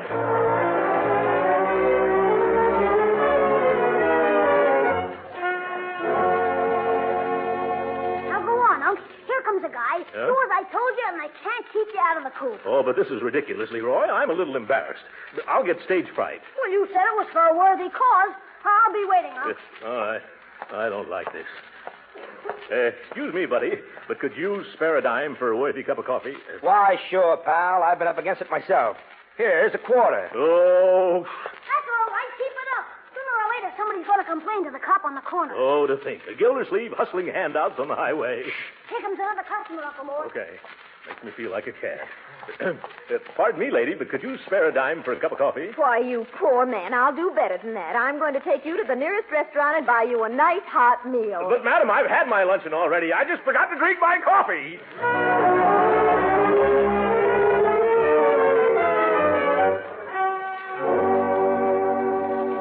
No, Leroy, I simply refuse to ask another person for another dime for another cup of coffee. Why, I've collected over $7 already. Here, to give it to some worthy charity. Start a fund to buy glasses for nearsighted policemen. What are you going to do now? I'm getting up. I never knew it'd be so hard to get yourself arrested. Come on. Your sister's waiting in the car. Oh, look, that lady dropped her purse. Hand it here, Leroy. Thanks. Which lady was it, Unc? The one with the hat like a waffle. Hey, lady! Leroy, you go to the car while I run ahead and give it back to her. Lady! Oh, lady! Lady! Oh, lady! Lady, I've been whistling at you for a block. I heard you. How dare you follow me? I wasn't following you. I was trying to catch you. What? Here's your purse, lady. You dropped it back there. I did not. But I thought I saw you. I have my purse right here in my hand. What? That was just an excuse to stop me and try to flirt, you masher. Masher? Who, me? Yes. A girl isn't safe anymore with wolves like you roaming the streets. Wolves? Now, see here. I wish there was a policeman around. I'd teach you a lesson. Quiet, lady. You're attracting a crowd. Why, you ought to be ashamed. Whistling and shouting at a poor girl. Girl? You wouldn't be so bold and sassy if my brother-in-law was here to protect me. Oh, my God. Excuse me, lady. Maybe I can help you. Quiet, please, quiet. Yes, quiet. What's wrong? This man is bothering me. I am not. Move on, Blum. You're bothering the lady. But I just ran after her. It bothered her. Now run away. But I want to give her this purse. I don't want your old purse. My purse? She says she don't want your purse. Now beat it. All right, Mr. Refuse. Wait a second. Who are you to tell me I should beat it? I'm a deputy sheriff, see? Now, if you don't want to be pulled in for mashing... But I swear, Miss... Let me drop my purse. Oh, is this your purse? Well, I thought it belonged to the other lady. Stealing ladies' pocketbooks, too, huh? Huh? Now I got you on 2 charges. Mashing and purse snatching. Oh, but I tell you, Deputy, I'm innocent. Oh, yeah? Come on now, fatty. Let's get down to the sheriff's office. Well, I just saw it lying there on the sidewalk, mister, and I thought that... Are you coming quietly, or do I have to drag you to jail? I won't come quietly. You can't make me... What? You're going to take me to jail? You catch on fast. Well, why didn't you say so? Come on. I just can't wait till we get there.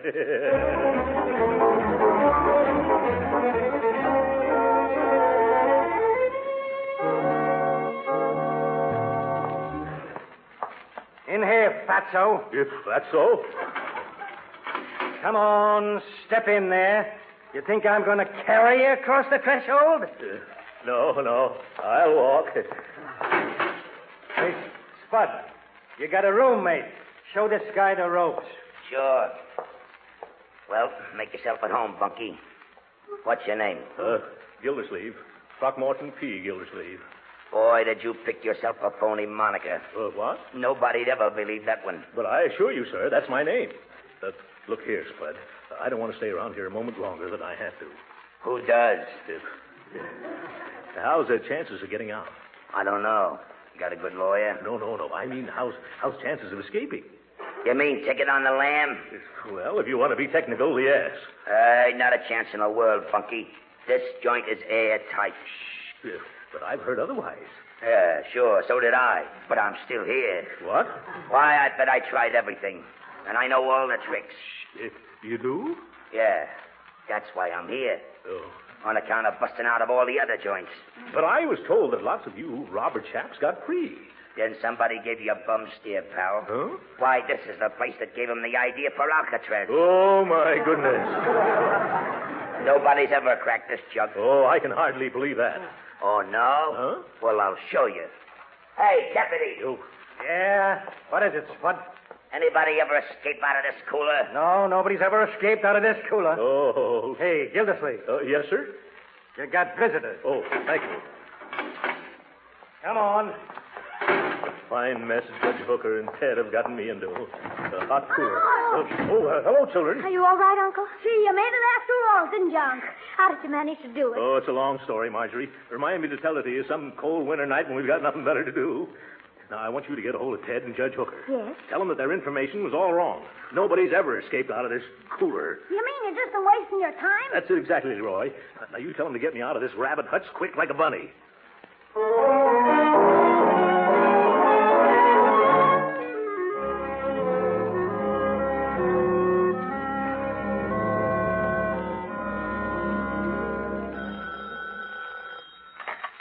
Judge Hooker's chambers. Let me talk to Judge Hooker, please. This is Ted Wills speaking. Oh, sorry, Mr. Wills. He just left. Oh, I see. When'll he be back? Well, in about a week, he said. What? A week? He can't do that. Oh, yes, he can. He's just gone to New York on court business. But he can't go. He's left someone in the lurch. Oh, my goodness. Where's the judge stopping in New York? Well, he hadn't decided. He's going to let me know.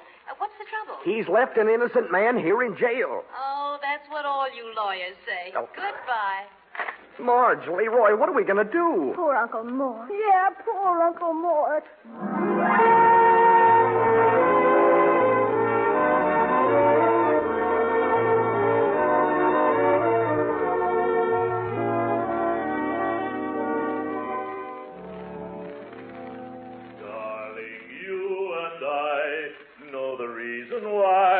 I'm going to get out of this jail by and by. Oh, stop it, Throckmorton, stop it. That's all you've been doing all day long. What are you so cheerful about? You'll soon see, Spud. I'll be out of here quicker than you can walk across this cell. Yeah, well, cut out that singing. I'm punished enough without that. Yeah. I can't help it. I'm so happy about leaving this place, I've just got to sing. Darling, you and I know... Hey, Gildersleeve. Huh? You got a visitor. Oh, you see, Spud? What did I tell you? Thank you, Deputy. Darling, you and I know the reason why I'm such a happy guy. Oh, well, hello, Bertie. I'm glad to see you. Where is everybody? They was afraid to come down, Mr. Gildersleeve. Afraid? What were they afraid of? Afraid of you. They sent me down to break the bad news. What bad news? Judge Hooker done forgot all about you and went to New York for a week. What? Yes, sir. I told you something bad was going to happen. He can't do this to me. Bertie, did you ring me a habeas corpus? I'm sorry, Mr. Gildersleeve. All I brought you was a roast chicken. I don't want a roast chicken. Hey, I do want a roast chicken. Where is it? The man at the door, he done took it away from me. Why, that petty chiseler. But I don't think he's going to enjoy eating it. Why not? I stuffed it with some little sauce, some fire, and a little gun.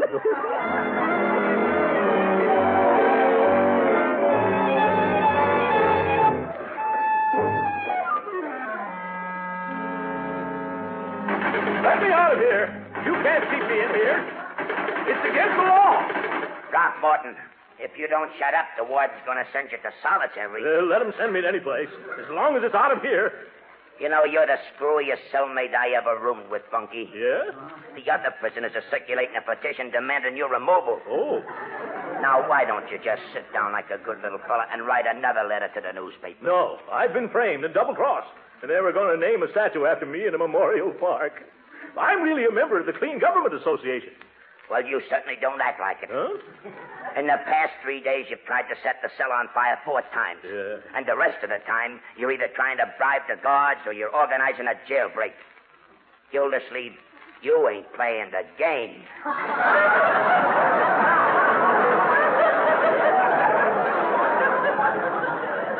I don't want to play any games.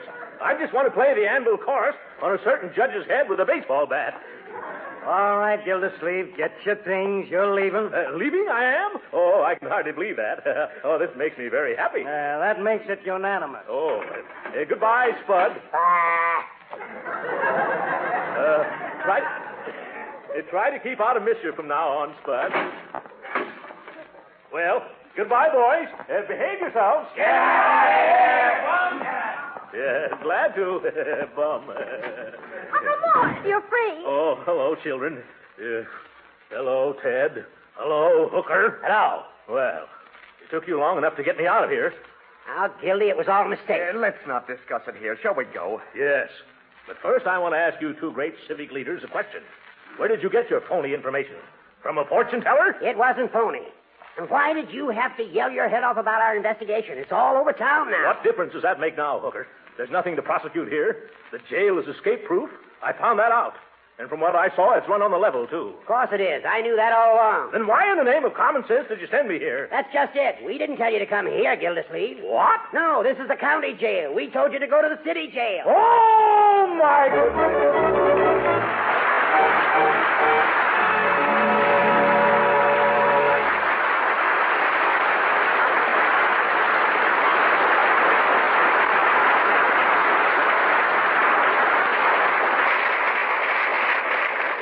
The Great Gildersleeve will be with us again in a few minutes. But right now, I wonder how many of you housewives baked a cake or some cookies yesterday for your Sunday dinner today. A lot of you did, I'm sure, because there's just nothing like that real home-baked flavor. Well, here's a hint for the next time you bake. For luscious extra flavor in cookies, cakes, or pastries, use delicious Parquet margarine for the shortening. You see, Parquet margarine is a genuine flavor shortening, not just a bland, tasteless fat. Yes, the same delicious flavor that makes Parquet grand for table use makes it marvelous for baking, too. And that's why so many women also use Parquet margarine for seasoning hot vegetables and for pan frying. But whether you use Parquet margarine at the table, for seasoning, for baking, or for pan frying, you're adding valuable nourishment to your family's diet. And every pound of Parquet contains 9,000 units of vitamin A. And remember, good as Parquet tastes and nourishing as it is, Parquet is so economical, you can use all you want. So why not join the thousands of Parquet users and order a pound or two tomorrow? Just ask for Parquet, P-A-R-K-A-Y. It's the margarine that's made by Kraft.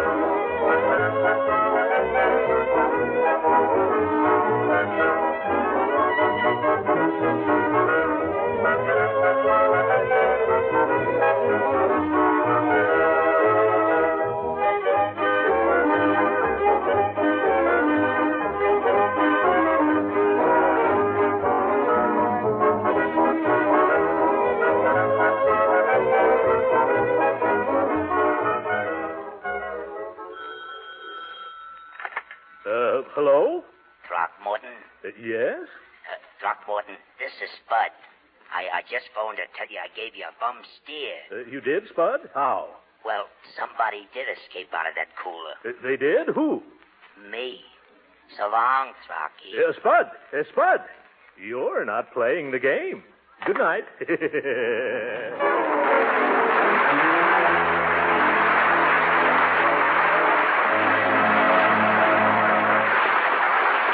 music heard on this program was composed and conducted by William Randolph. This is Jim Bannon speaking for the Kraft Cheese Company and inviting you to be with us again next week at the same time for the further adventures of the Great Gildersleeve. This is the National Broadcasting Company.